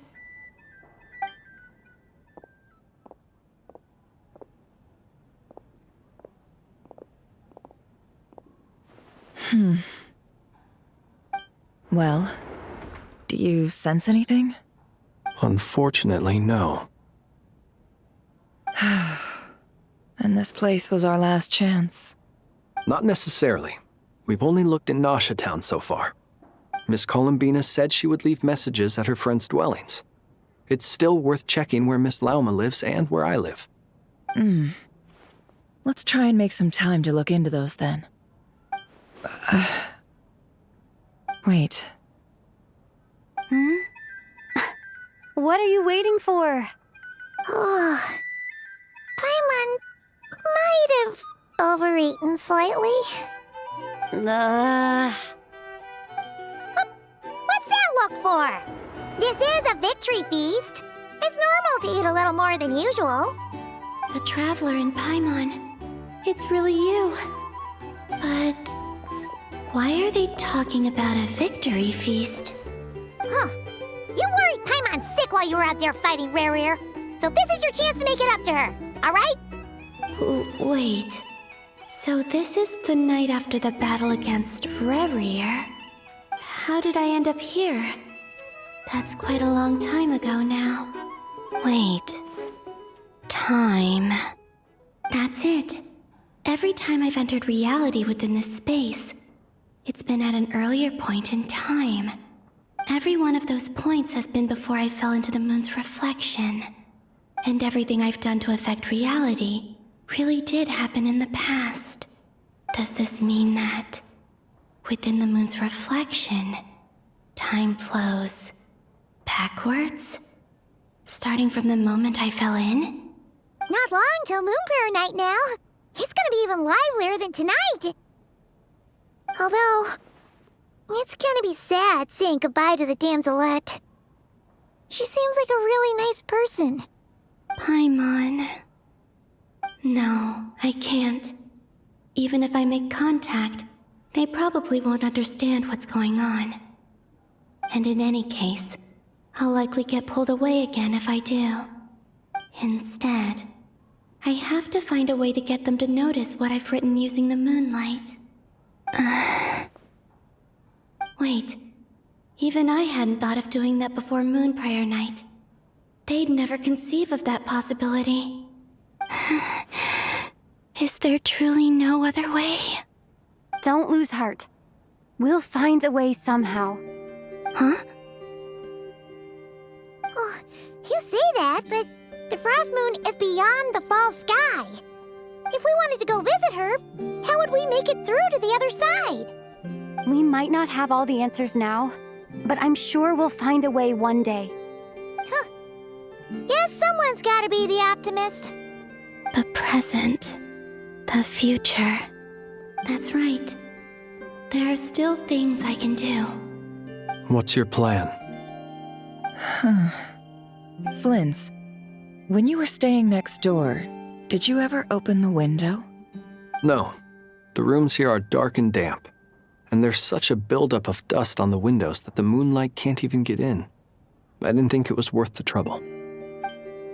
The moonlight? I think I see where you're going. One moment. I'll see if the owner is available. Don't bother. Time is of the essence.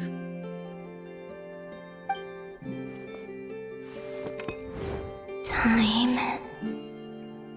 Even if no one sees what I've written at this moment, maybe someone will remember what I said after Moon Prayer Night. I need to write down as much information as I can. And maybe one day...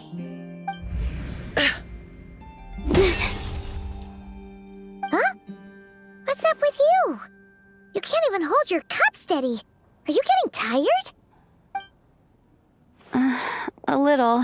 Well, you should probably hit the hay then. You've had a really tough couple of days for you.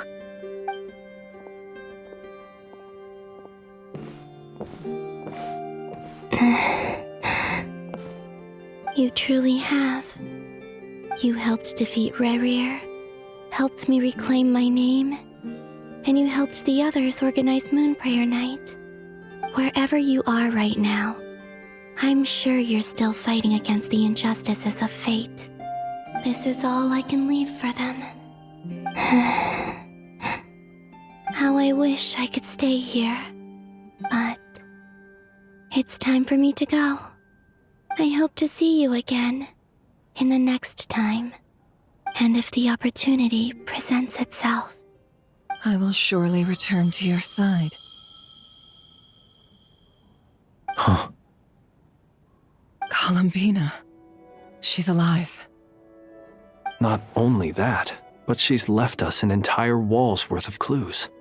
She even wrote down what would happen on Moon Prayer Night. It's just a shame we found it too late. I am here. Time in this place flows backwards. I am constantly moving forward. It sounds like she's found a way to influence the past using Kuvaki. But her future is our past. So, these words have been here ever since we defeated the Rerir of Solnari. We just never discovered them. Which came first, the chicken or the egg? Do you ever mull over questions like that? Only when I'm in a good mood and at leisure. Well, I never do. Everything that has happened already belongs to the realm of fact. As a business person, and especially an intel broker, what I do is extrapolate from those facts to try and read the future. An admirable philosophy. It's a means of survival. Let's go. We have a wall's worth of clues to share with the others.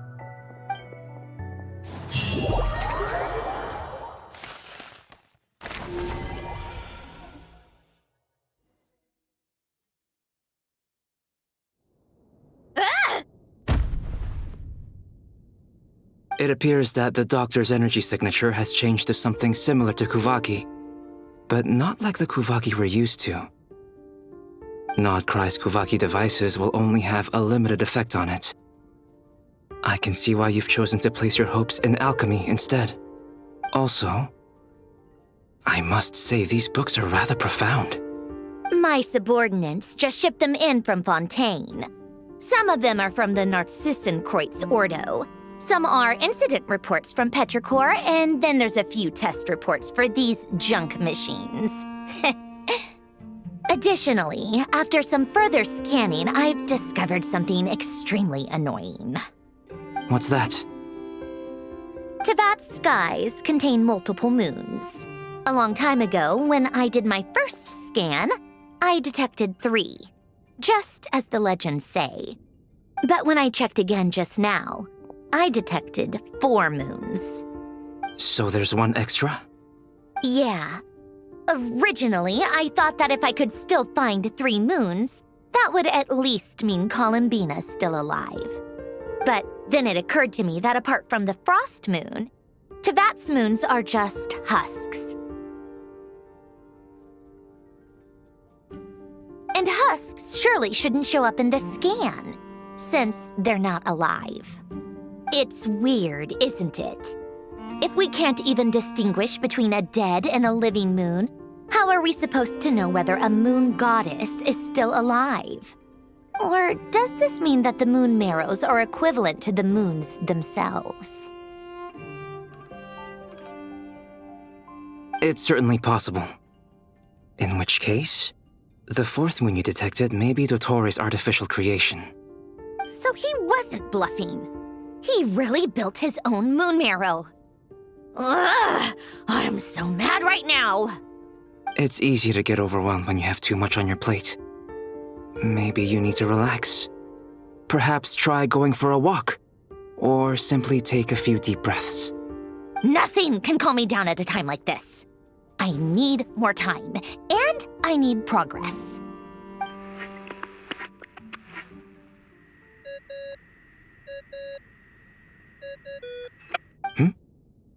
It's Mr. Flins.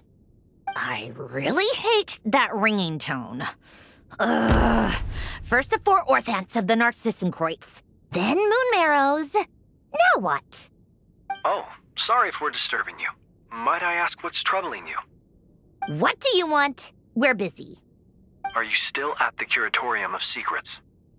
Yeah. Look, everyone else is still out, so there's no hurry. Plus, I'm busy, so I would appreciate if you gave me some space. Even though we have crucial intel to share? Fine, I'm listening. Do you intend to share it via the Dodo communication device? Ordinarily I would, but this is a unique situation. I think it's best that we discuss it in person. See you at the curatorium.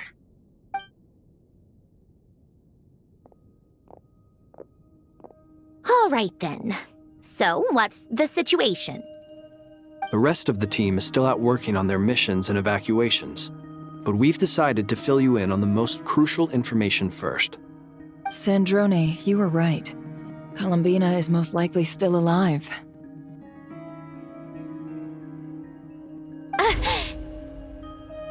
That's the best news we've received in a while, by a long way.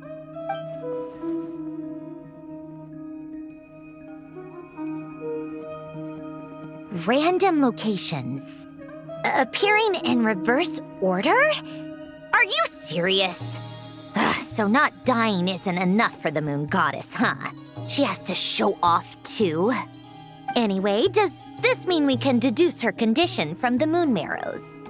Miss Sandrone, there's nothing wrong with simply admitting that you're happy to hear the good news. I'm not. And she's the least of our problems. We're facing a huge crisis. If she can't control the flow of time in there, she's just gonna keep moving backwards. Different points in time won't intersect, and she'll never find a way out. Let's say life begins with a drop of water. When did time begin? The moment this planet came into being? No, that's not right. Her final destination would be the moment at which the space she is in was created. But it doesn't seem like we can influence that space from the outside world. So how can we help her? Also, if she's alive, Rerir and Thalindis might be too.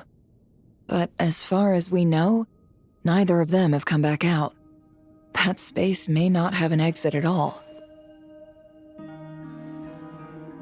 I'm afraid I must concur with Miss Nefer in this. Can't exactly argue with that. Let's leave it there for now. I've taken notes on everything you said. Will it help with your research? I doubt it's gonna help with breaking Dottore's energy fields. But who knows when it might come in handy. Better to have it all written down than try to remember everything when I need it. All right, I need to get back to my research. Mr. Albedo has made a lot of suggestions that will require my undivided attention. Sure, I'll stay here. I have things to work on.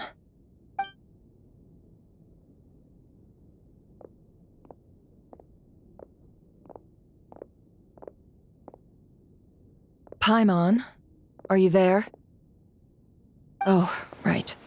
She went with Varka to Natlan, didn't she? Good thing we've moved her and the Traveler's luggage in here.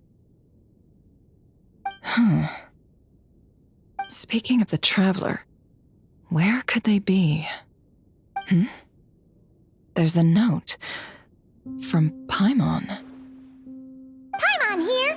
Not in at the moment, but if anyone needs to borrow her stuff or the Travelers, go ahead and help yourself. Paimon won't be mad. Also, Traveler, if you get back before Paimon, make sure to get some rest. Paimon misses you a lot, but put your health first, all right?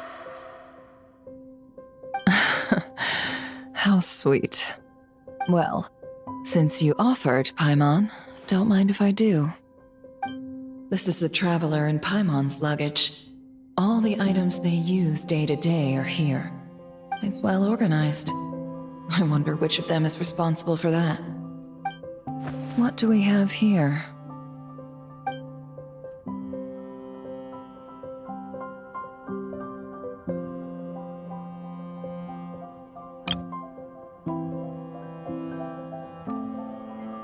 The camera captured a special moment that can only occur between people who are close to one another. You can really sense how the photographer feels about their subject. I wonder why this picture was placed outside. Is it because Paimon recently looked at it?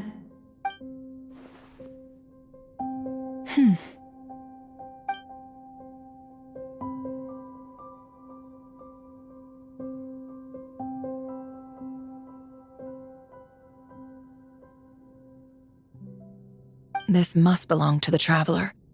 Perfect. I'll use this. Hang in there. We'll find you.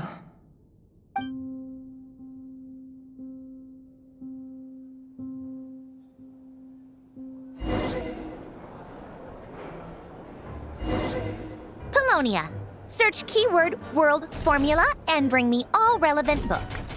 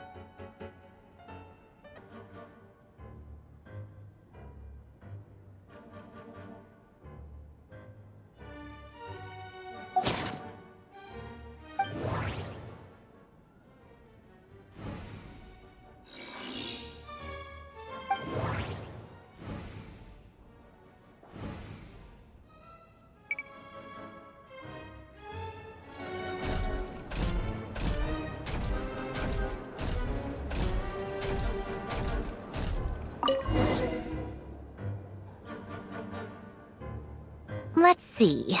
This one is on Tonki's sermon dictation concerning the apocalypse.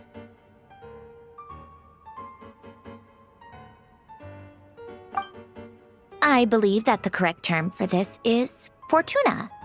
This was an ancient Remorian technology, a wisdom unparalleled. I never imagined that Remorian ideas would be so similar to the diagram I have named, the world formula. This is strong evidence that human civilization should gradually shed possibilities as it continues to explore and evolve. The end of humankind may well be upon us right now. The sparks of civilization shall run out unless we consider introducing variables from outside the system. Variables. Surely that can only mean one thing. Descenders? Dottore likely captured the Traveler because of her descender status. But the Three Moons' authority comes from the world itself. Why would Dottore need anything beyond that? Where does this variable factor in? The world formula calculates the fate of an entire world. Introducing a variable would therefore give us...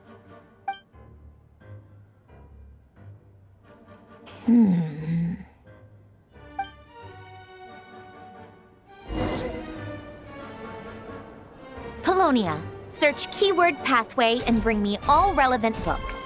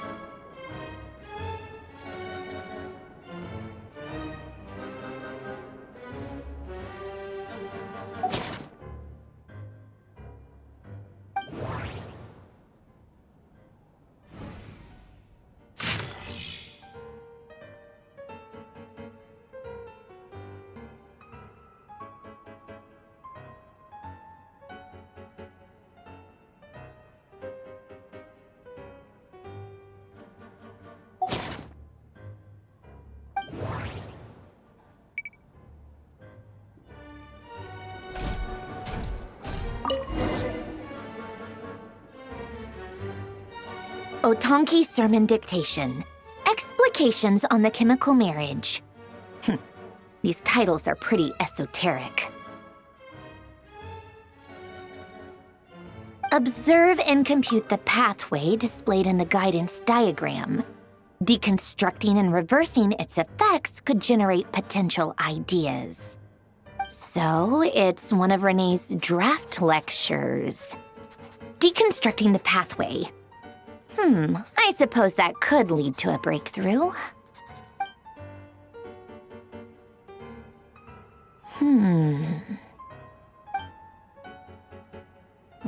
This is so long. This guy sure loves showing off his knowledge.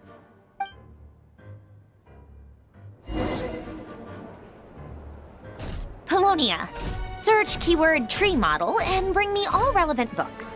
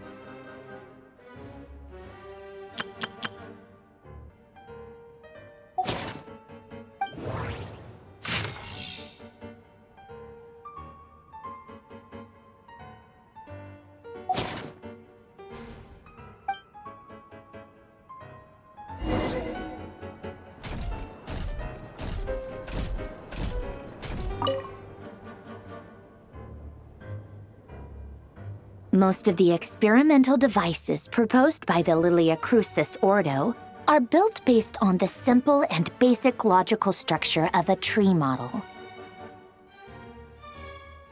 Lilia Crucis. Guess they were trying to cover up the name of the Nausitzenkois Ordo?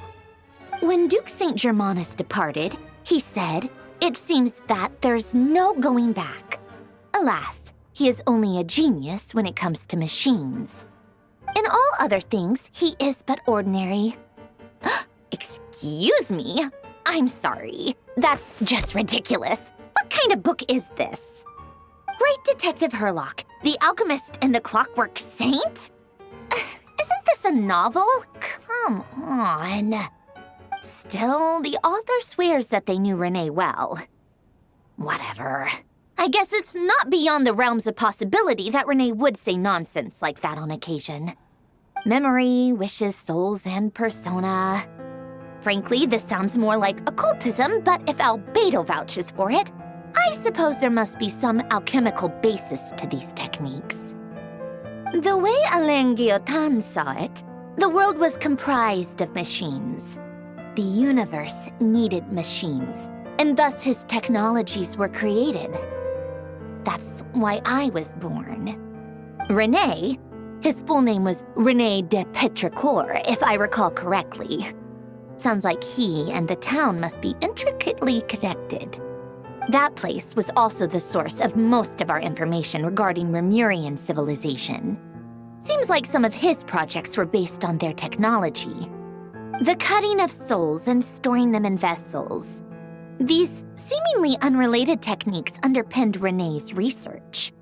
Assuming that the 4 orthants correspond to alchemical categories. The chemical marriage model? Alain would have scoffed at that.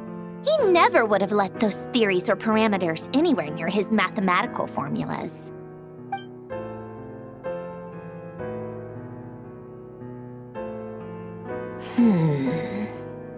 What was Alain's view on Renee? I know he mentioned the name, albeit very rarely. Oh, now I remember. Alain's old notes are here too. They mentioned Renee once. Renee seemed most out of sorts when he spoke to me. A lack lack of sweet foods has dulled his mind, I should think. Either way, his words are not to be believed. Yep, that sounds like Hélène. My subordinates actually did a half-decent job digging out all these materials.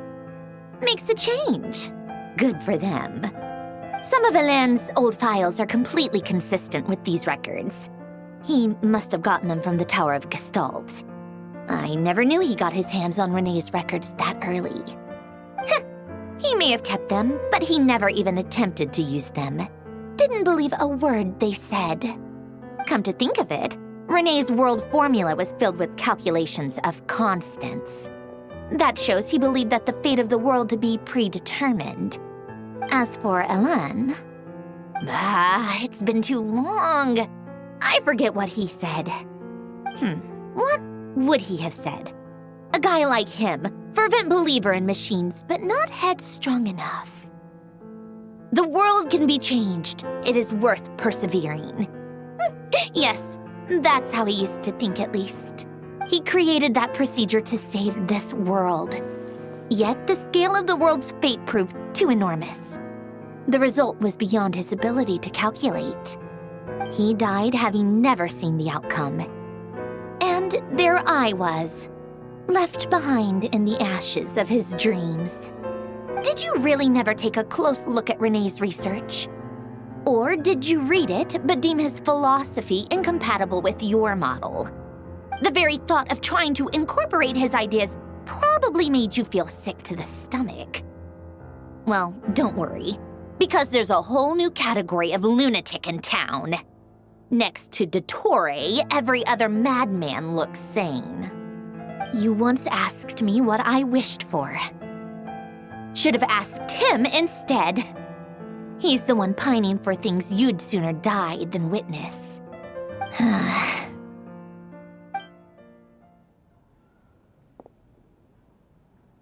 Even the tiniest variable can make big waves in the present.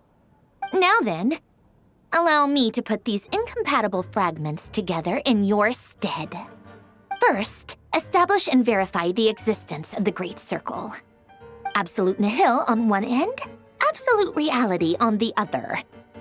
Now, search between these two extremes. Then, the construction criteria. Variables. The sparks of civilization shall run out unless we consider introducing variables from outside the system. Input variables. Traverse the world, space-time, and civilization, then extract the essential nodes from the records to determine which variables they point to. The primordial power that differentiated itself from the void. The power of light. Yes, light. Records. Hyperborea. This is so horrendously complicated. After all that, I'm still missing a few variables. I need to think this through again. How do you think it looks, Polonia? Like the frenzied scrawlings of a madwoman? Fine, keep it to yourself. It's not like you can talk anyway. I'll assume you gave it a passing grade. I jest. But true madness does often start with trying to save the world. What would Arlecchino and Columbina think if they saw this incomprehensible hen scratch? They'd probably have me institutionalized. So would Rosaline. She's been dead for a while now. When I close my eyes and think back, I can still see her face. And that enormous dress she used to wear. Such a bizarre choice. What possessed her? Oh, and the clack-clack of those heels used to drive me insane. No one's asking me, obviously, but I hope you all know that I never wanted to save the world. I'm not crazy. I don't have delusional ambitions, and that's a clinical fact. The world needs a solution, but I don't need the world's validation. It's the world begging me for answers, not the other way around.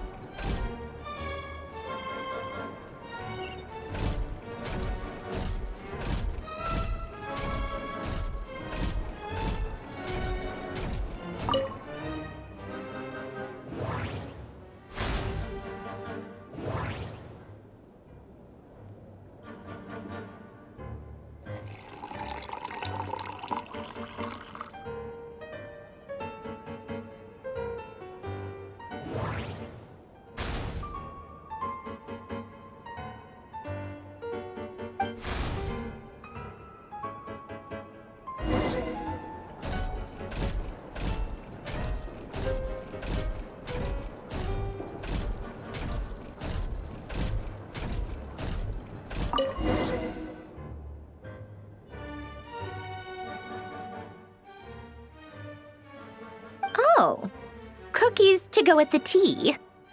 Let's see. They must be from that person who brought those documents. I see they're from Hotel de Boer. Something's written on the box.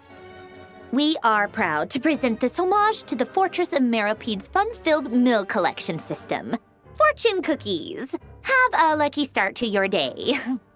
Sounds like a dumb gimmick to me. Be early to bed and early to rise. Get plenty of sun and drink plenty of water. Then things will surely go well for you. What? Are you kidding me? Somehow I doubt that an early night and a glass of water is magically gonna save a world on the brink of existential peril.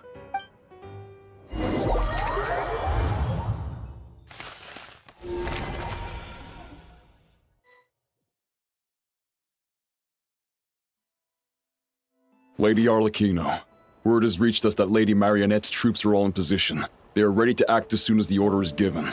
Excellent. The only thing is, they are fewer in number than we expected.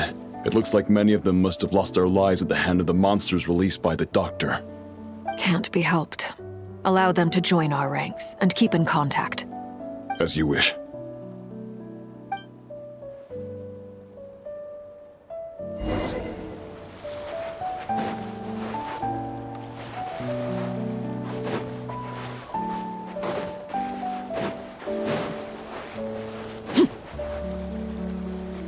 It's been a while, Arlecchino. You look well. Did Dottore really have to build his lab right on the sole path between Snezhnaya and Krai? Had to go on a huge detour to stay out of its line of sight. Sounds like an arduous journey. I assume you've brought word from Her Majesty? Of course, all part of the job. Firstly, the Tsaritsa has authorized Fatui Internal Affairs to review Dottore's case.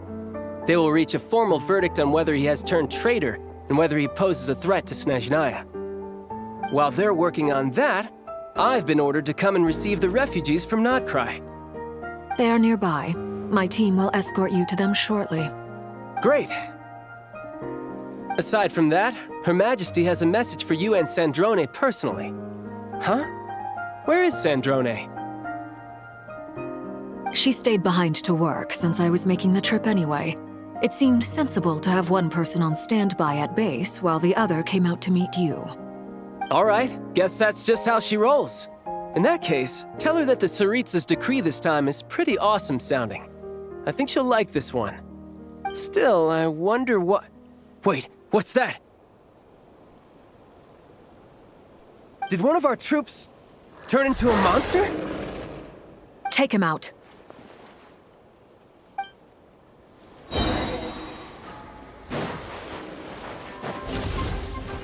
Overruled!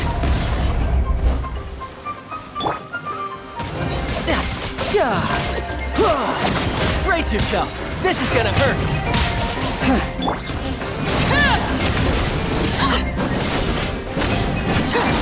You've gotten stronger, Arlecchino. Nice! Stop that right now. I appreciate the praise, but I am not fighting you today. I knew it.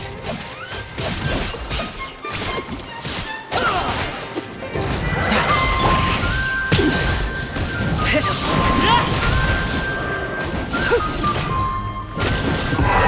is where you fall. Laid bare.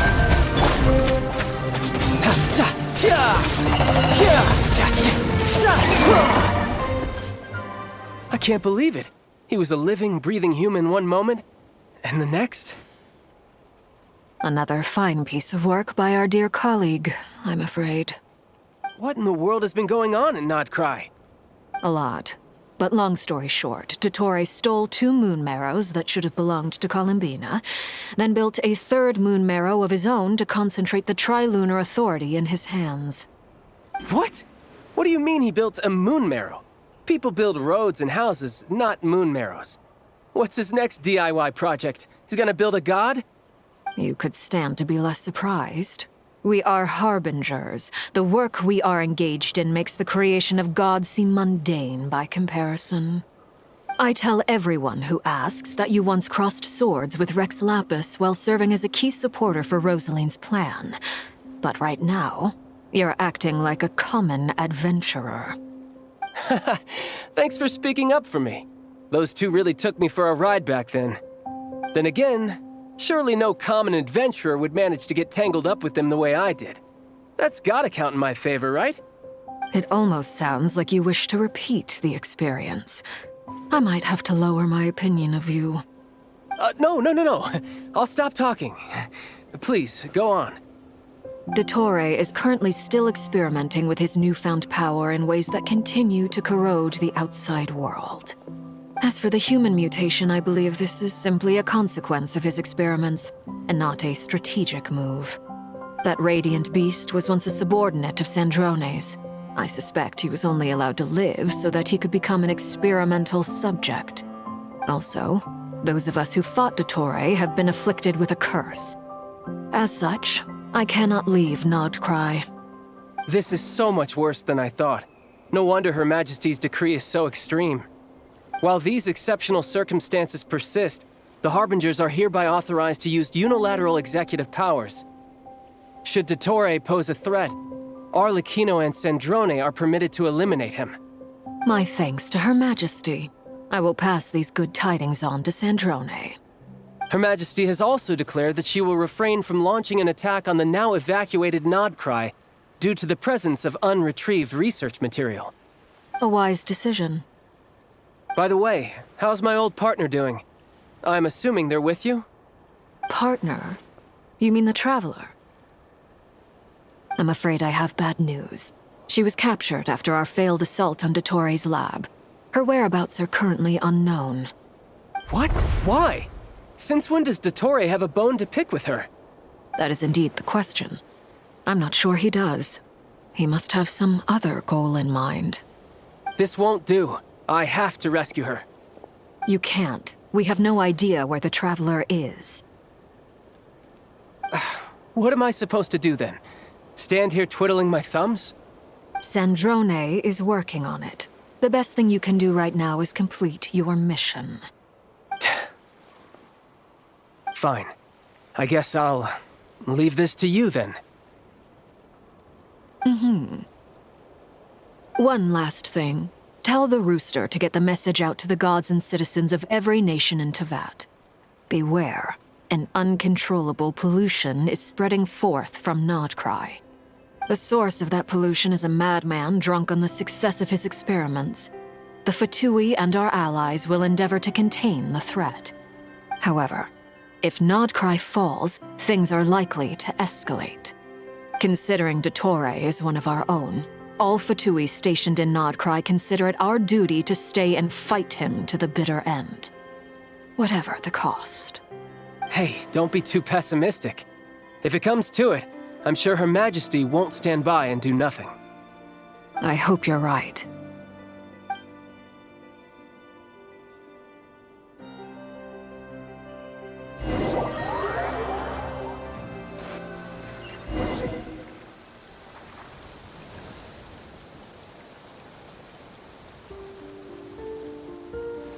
You're right on time. Thanks. Hey, do you think I'll get that gliding exam exemption? I made sure I was on my best behavior in Mondstadt. I landed well outside the city and walked in through the gates. I'll help you apply, don't worry. For now, let's see what we have here.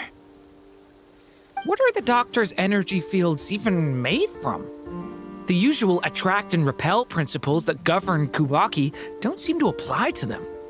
They are very mysterious, but ultimately, they appear to be comprised of energies from the 3 realms.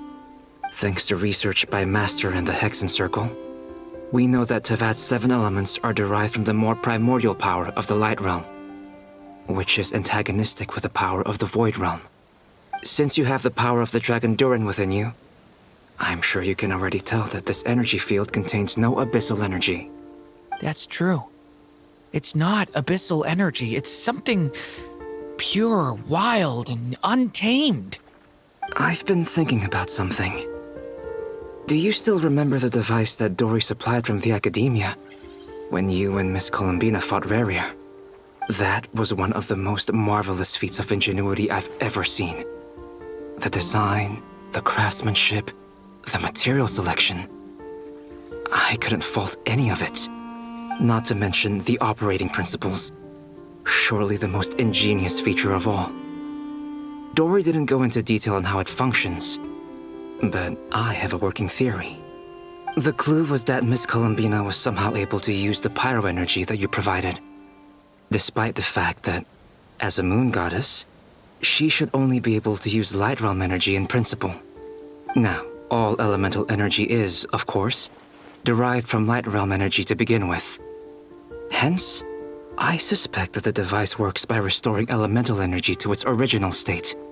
This presumes a theoretical model of the 7 elements akin to that of light refracted through a prism.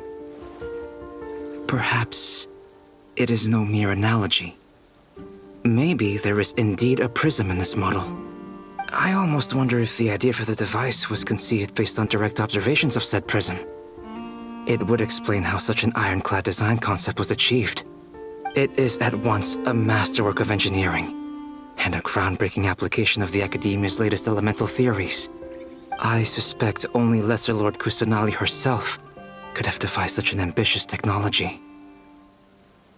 But back to the energy field before us. If this is pure light realm energy, its relation to elemental energy is one of integration versus division.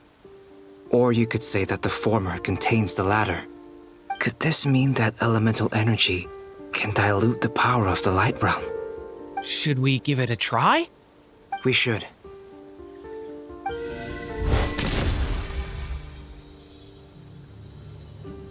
Ha! It works!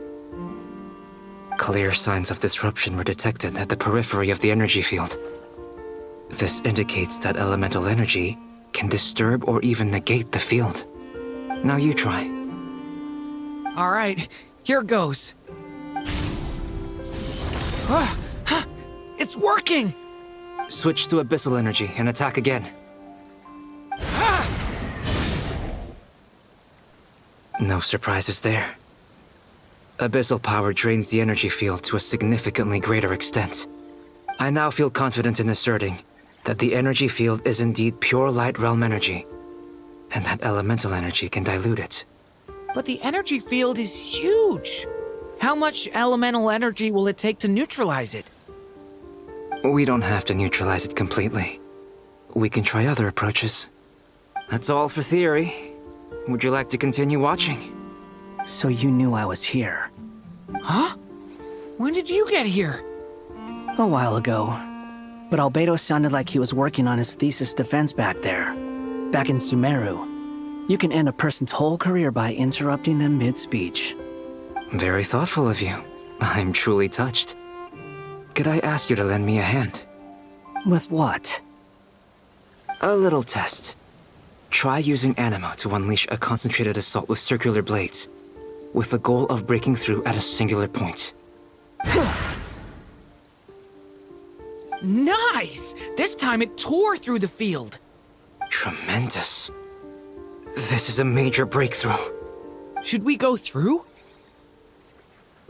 We probably shouldn't risk having mutually antagonistic energies in such close proximity. Durin, you stay here and watch the entrance. Hat Guy and I will go in to investigate. Sounds sensible to me. Keep your eyes peeled, Durin. Don't worry, I got this. You two be careful in there. Just give me the signal if you need help and I'll dive right in. What do you mean, signal? It's based on a new alchemical concoction I developed last month. When 2 bottles of it are smashed on the ground together, they emit a blinding burst of light. If it comes to that, remember to shield your eyes with your hat. Glad I asked. Thanks for the heads up.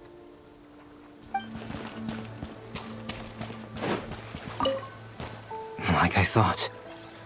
Beyond a certain distance, we can't see the opening where we came in. Maybe that's to prevent people from escaping. Sounds like Dottore's style to me.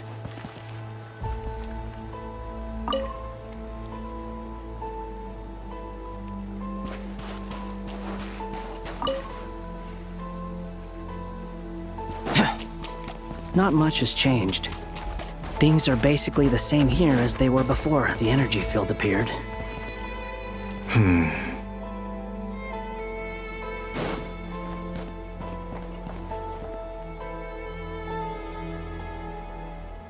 They have no heartbeat and they're not breathing. We can only assume they're dead. But there are no visible wounds. Also, there's an animal squatting next to each body. It's watching us. That's not an animal's gaze. What are you trying to tell us? Doesn't seem eager to talk. I guess maybe it's just an animal after all. Let's keep looking around.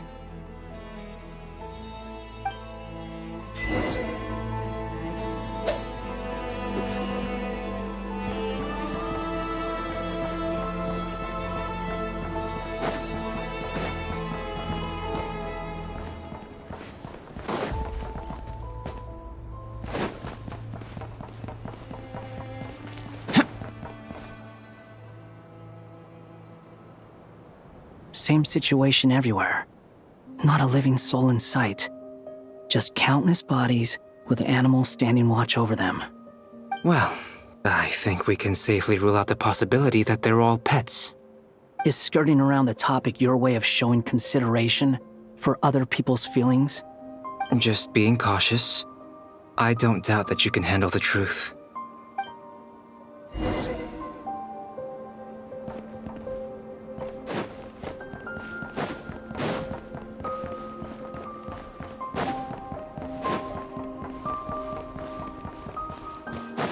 Careful. Please, help us. Please.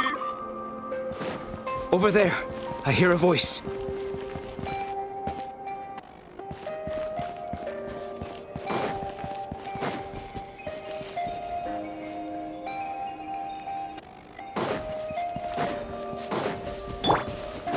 Squall Fury!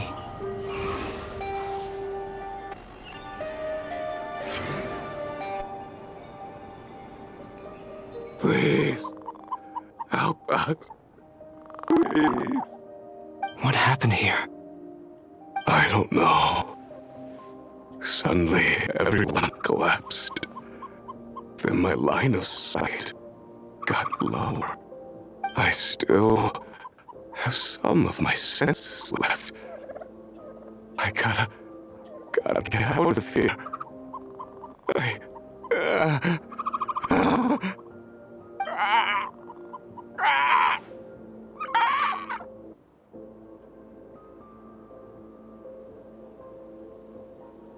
It looks like there's a huge experiment going on inside this energy field.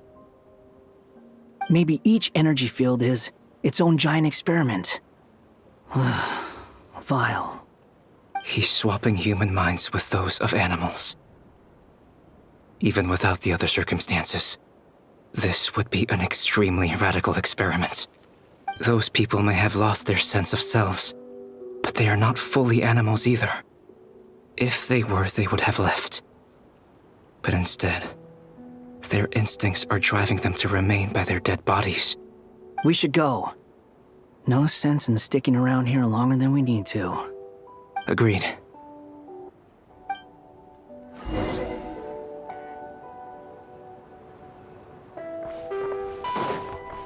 The wind rises.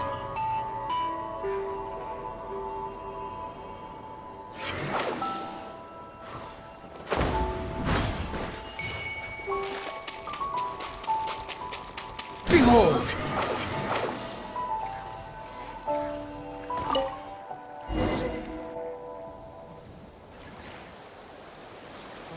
Ah, you're back! Everything okay? We saw some things that take a strong stomach. Otherwise, we're fine. We should share our findings with the others.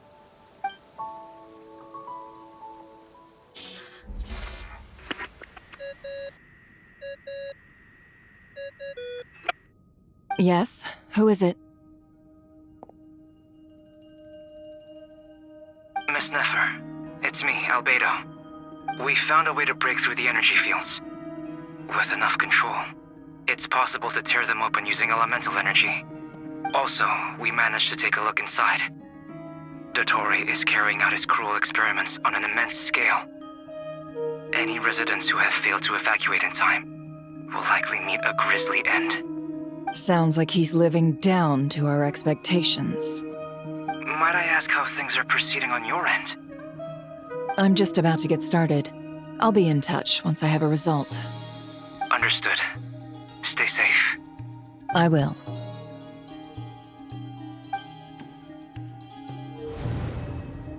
Well, Nefer, I'll link up with you once my tasks are complete. What makes you think I'd need you to do that? I'll need it. And considering the way you approach certain matters, I think you'll be better off with me present.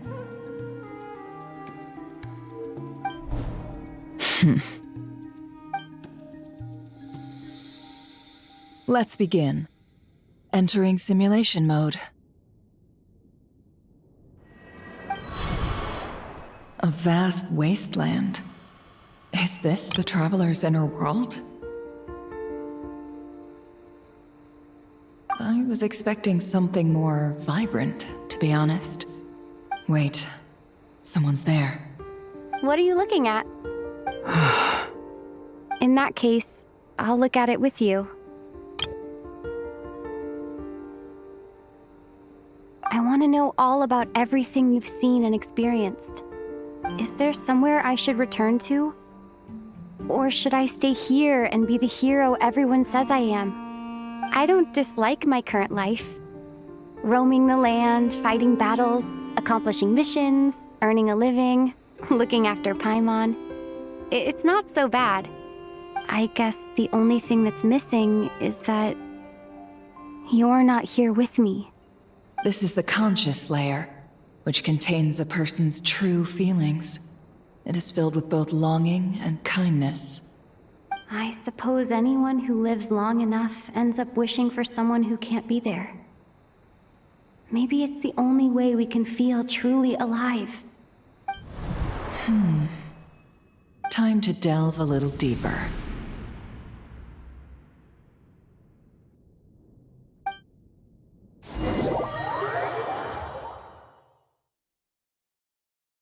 Nasha Town is hardly the optimal choice for a place to live, but it has character and a reasonable population density.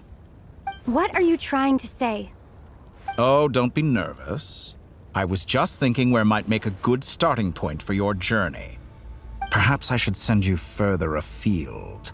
Conria, perhaps. Conria ceased to exist long ago. Once again, you fail to understand the possibilities that the Tri-Lune creates. Anything that has existed in the past, I can now recreate. You simply do not wish to see that happen. That might be because you miss your sibling and fear getting answers that you are not ready to learn. But this is not for me to judge. If we are to collaborate, we need to maintain an amicable relationship. In a moment, you will be able to... Oh no. What are you...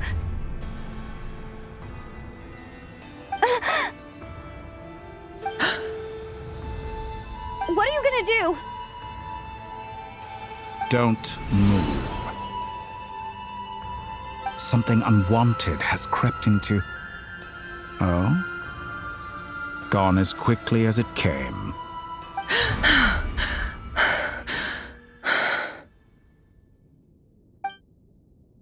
Did you save me? If I hadn't cut the connection, Dottore might have caught you from the other side and destroyed you. This was a good idea, but once is plenty. You were exceptionally brave. Excellent work. Thanks, but now's not the time for that.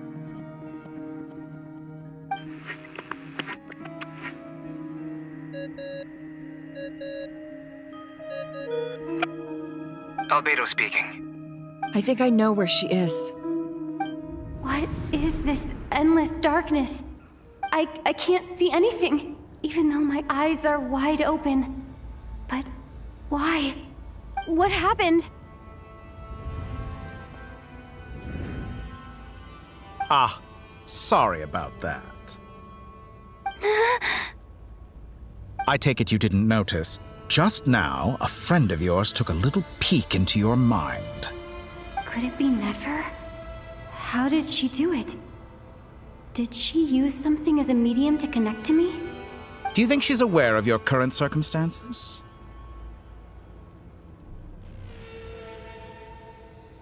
Oh dear.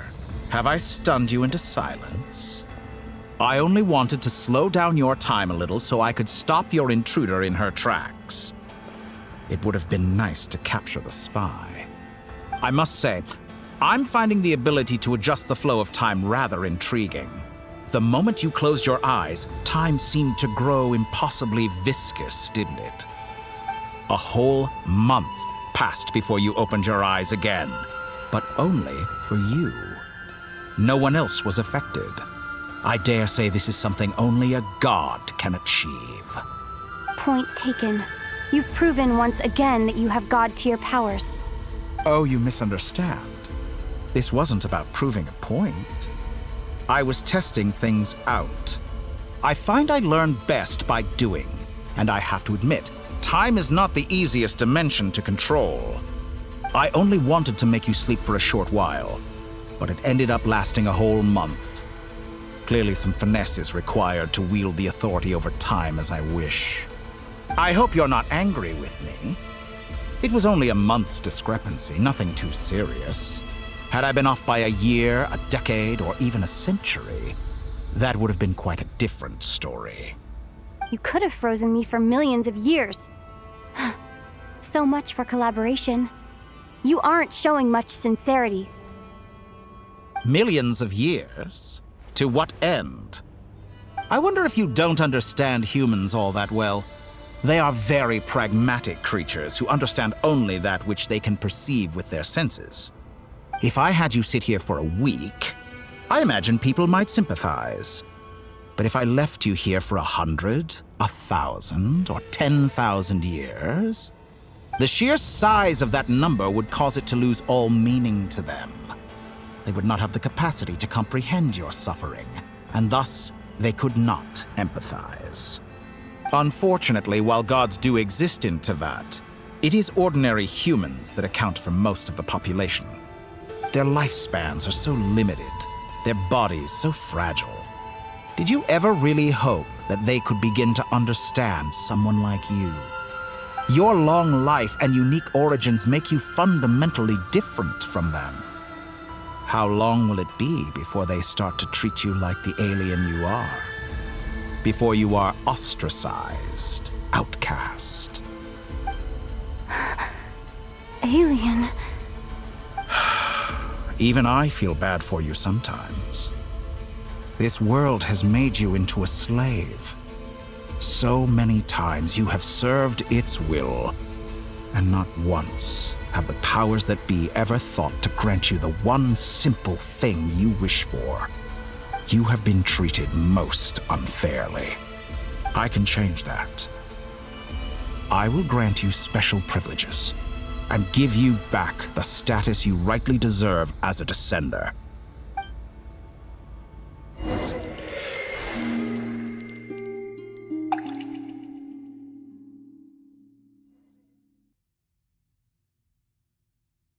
I've entered the past 3 times at this point, but I still have so many questions.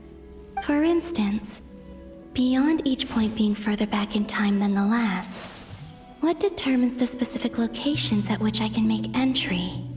So far, the common thread linking all 3 scenarios is that the Traveler has been present.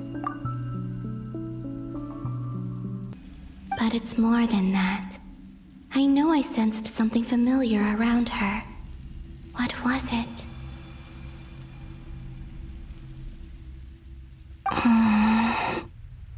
I'll keep this question in mind as I carry on.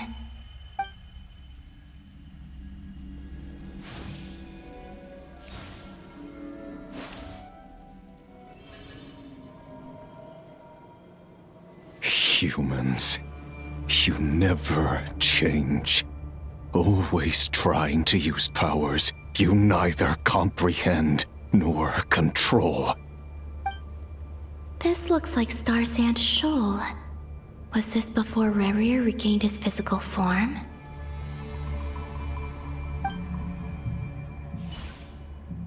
You've messed with the cannon again, huh? Sorry, but this round's not gonna go your way. The cannon. That's right. I was at Silvermoon Hall and I sensed an abnormal Kuvaki fluctuation coming from Nasha Town. And right after that, came an ominous power emanating from Star Sand Shoal. My body was once torn into countless pieces and hurled into the swirling chaos of time itself. But even so, my life and will were not extinguished. I wonder if I could try to prevent his resurrection. But how would I do it? What can I do, here and now? Traveler! Behind you! Look at that light!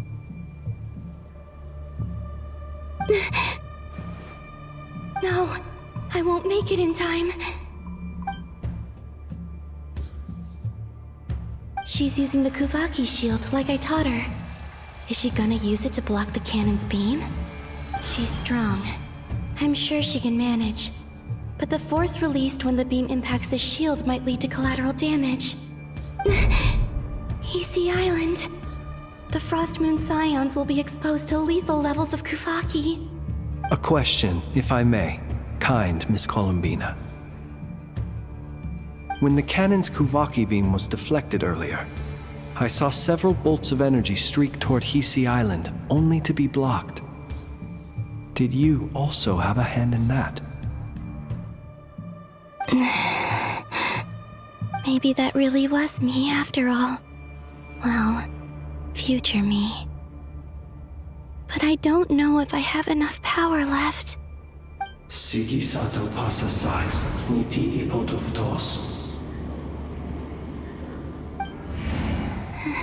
There's no time. Osestikos paratin tirantur risuiku, topirto aithion feraton. I have to make it. Oh, Frost Moon. Oh, great land. Oh, slumbering moonlight of Notcry.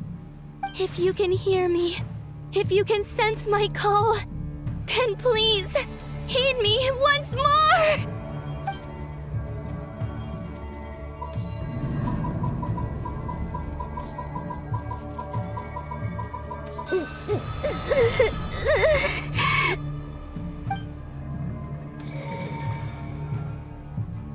Did it work?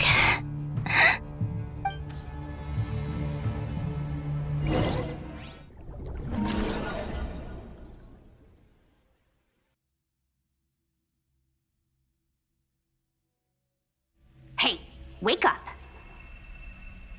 Hey, did you hear me?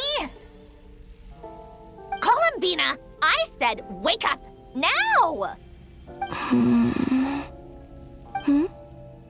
Oh, good morning, Sandrone. It's 3 in the afternoon, actually. And could you kindly not use my quarters as your personal nap room next time? But I feel so safe here. And your coffee, right? It's so bitter, but it smells lovely. It's like you were raised by wolves in a forest or something. What did you drink growing up? Grass tea? The Frost Moon Scions certainly led a more frugal existence than the Fatui. Then I'll bet you've never eaten one of these before. It smells delicious. That's because it's a Fontanian recipe. I had a little free time today, so I made a batch. Rosaline will be here shortly, but if you really can't wait, I guess you can go ahead and... Hey, at least let me finish before you start eating! Did the Frost Moon Scions not teach you basic table manners? Or did the rules not apply to you because you're the high and mighty moon goddess? These are so tasty. Of course they are. I made them.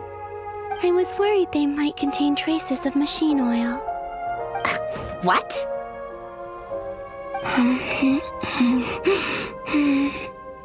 You know, there's something I've always wanted to ask you. Why did you leave your old home and join the Fatui? I mean, I'm sure their food was awful, but there's gotta be more to it than that. Well, life there didn't go quite how I imagined. What were you expecting? You're a god. Your followers are gonna make some demands of you, right?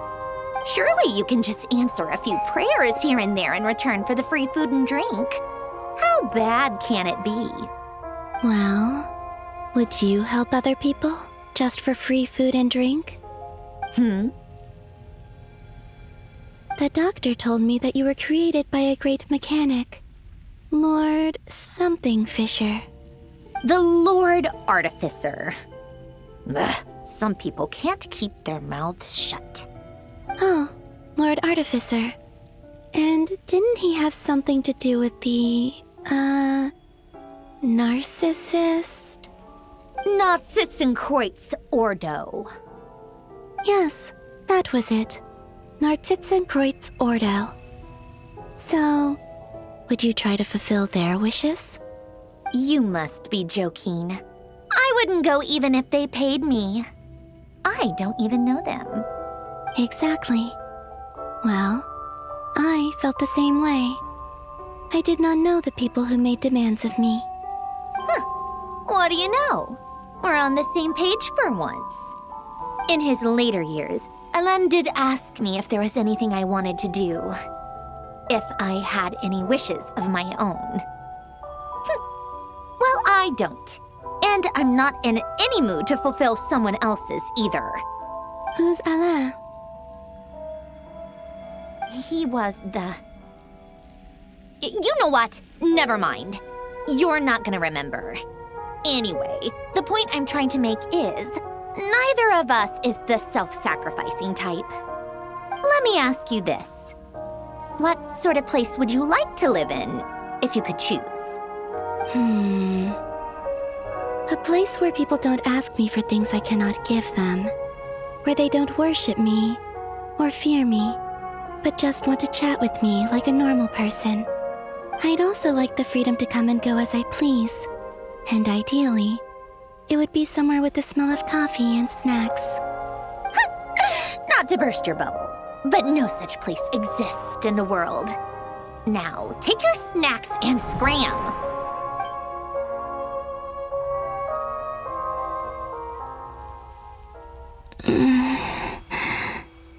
Did I pass out? Of course. I'm back here again. I dreamed of events from my past. Sandrone. Traveler. I miss you all so much. Back there. I guess I managed to harness all the Kuvaki energy on Hisi Island. But how did I do it? Time is flowing backwards here, and I can use that familiar power to enter the world of the past. That mystery ally everyone talked about. It was me all along. I can sense that there isn't much more power remaining up ahead. What lies at the end of all of this? Will time keep flowing into the past? And will I ever find my way back?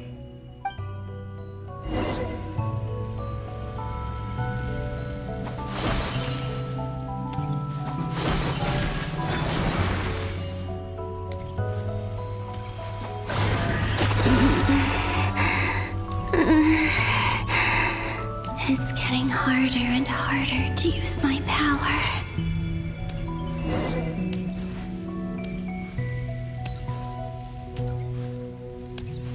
I'm no match for the Abyss in this state. I need to avoid the contaminated fragments.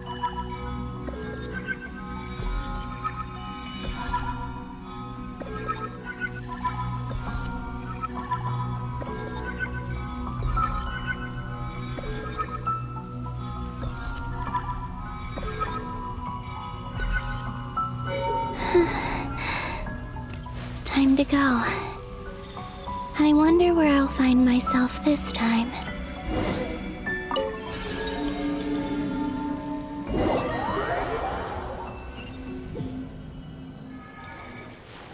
The Final Night Cemetery. This is where Flins is based. Or not! How are we supposed to read through this many files? Difficult, yes, but it is also our most efficient option. Seems like they're searching for information. Oh, I remember. Flins and Varka talked about some files on the Wild Hunt. Was this my doing too? To expose the true intentions of this Rerir, we need to dive into Krai's history. Are my actions changing the past? Or are they simply completing a process? Is all of this inevitable? Or am I the one making these decisions? If I choose not to help them now, will it change how things turn out? Hope we don't land on our heads then. They're my friends. I can't not help them.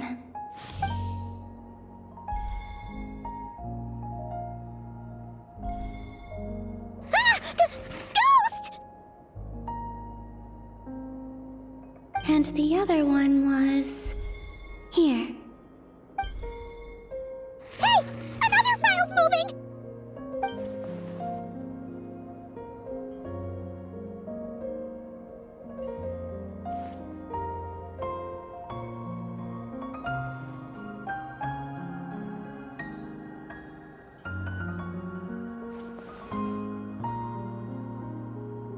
That should do it.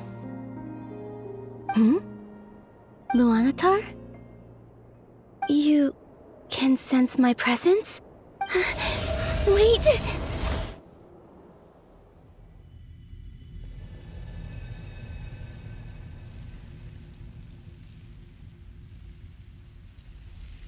Luanatar.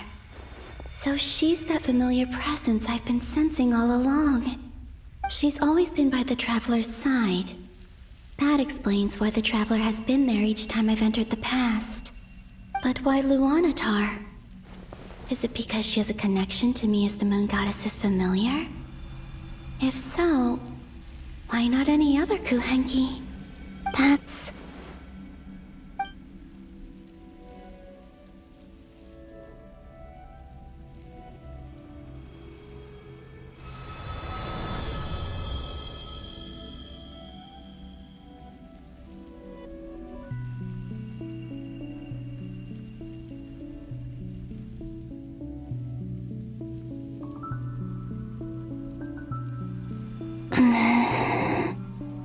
I cannot sense any power up ahead. Just a void, stretching out into infinity.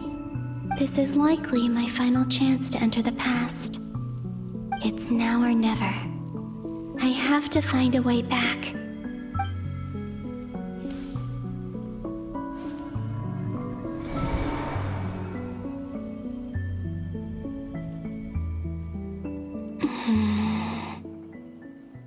Hisi Island? How far back in time is this? Where's Luanatar? I can't sense her presence this time.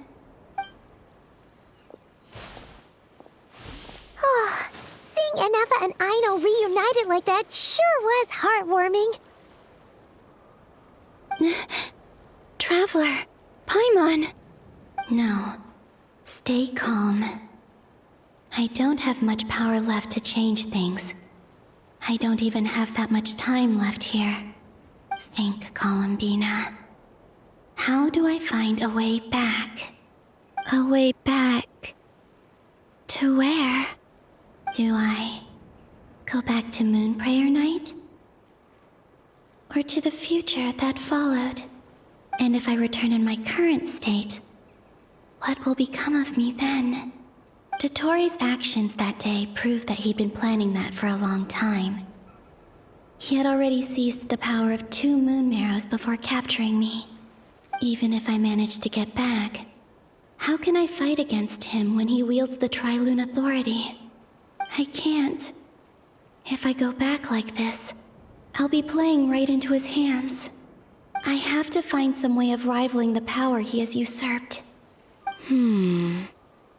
Wait. Time flowing backwards. The Tri-Lune Authority. Does that mean... I think I know what the final destination of this lunar reflection might be. I know what I must do.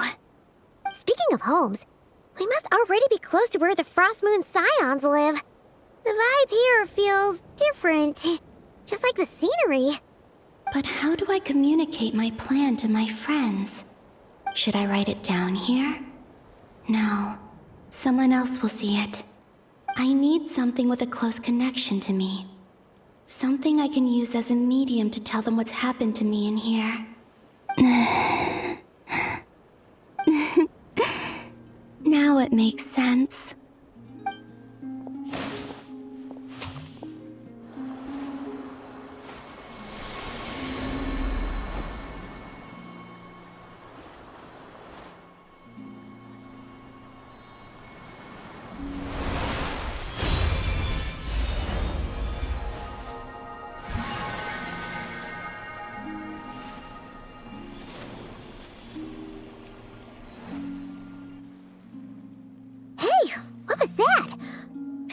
Some sort of breeze blew by, and then the petals suddenly turned into... Huh? It was I who brought Luanatar into being. I gave up a piece of my own soul to create her. That's why I could sense a familiar power from the moment I entered this space. It also explains why she's been present in every past location that I've entered. Because we have a deep connection. Hey there! What's your name? And the reason why there are no more gates to the past after this point is that Luanatar hadn't been born then. No wonder I sensed the trace of a blessing when we first met. But I still didn't recognize the soul hidden within you. Back then, I was just a little lost dove. I had yet to become Columbina Hyposelenia. Go on now. We've got stuff to do. Best you find someone else to hang out with. Hey, you scared it off. I'll be counting on you. Remember to stay by the traveler's side, guide her, and help her in my stead.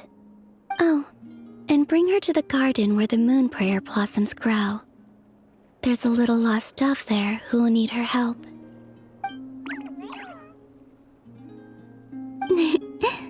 Go on.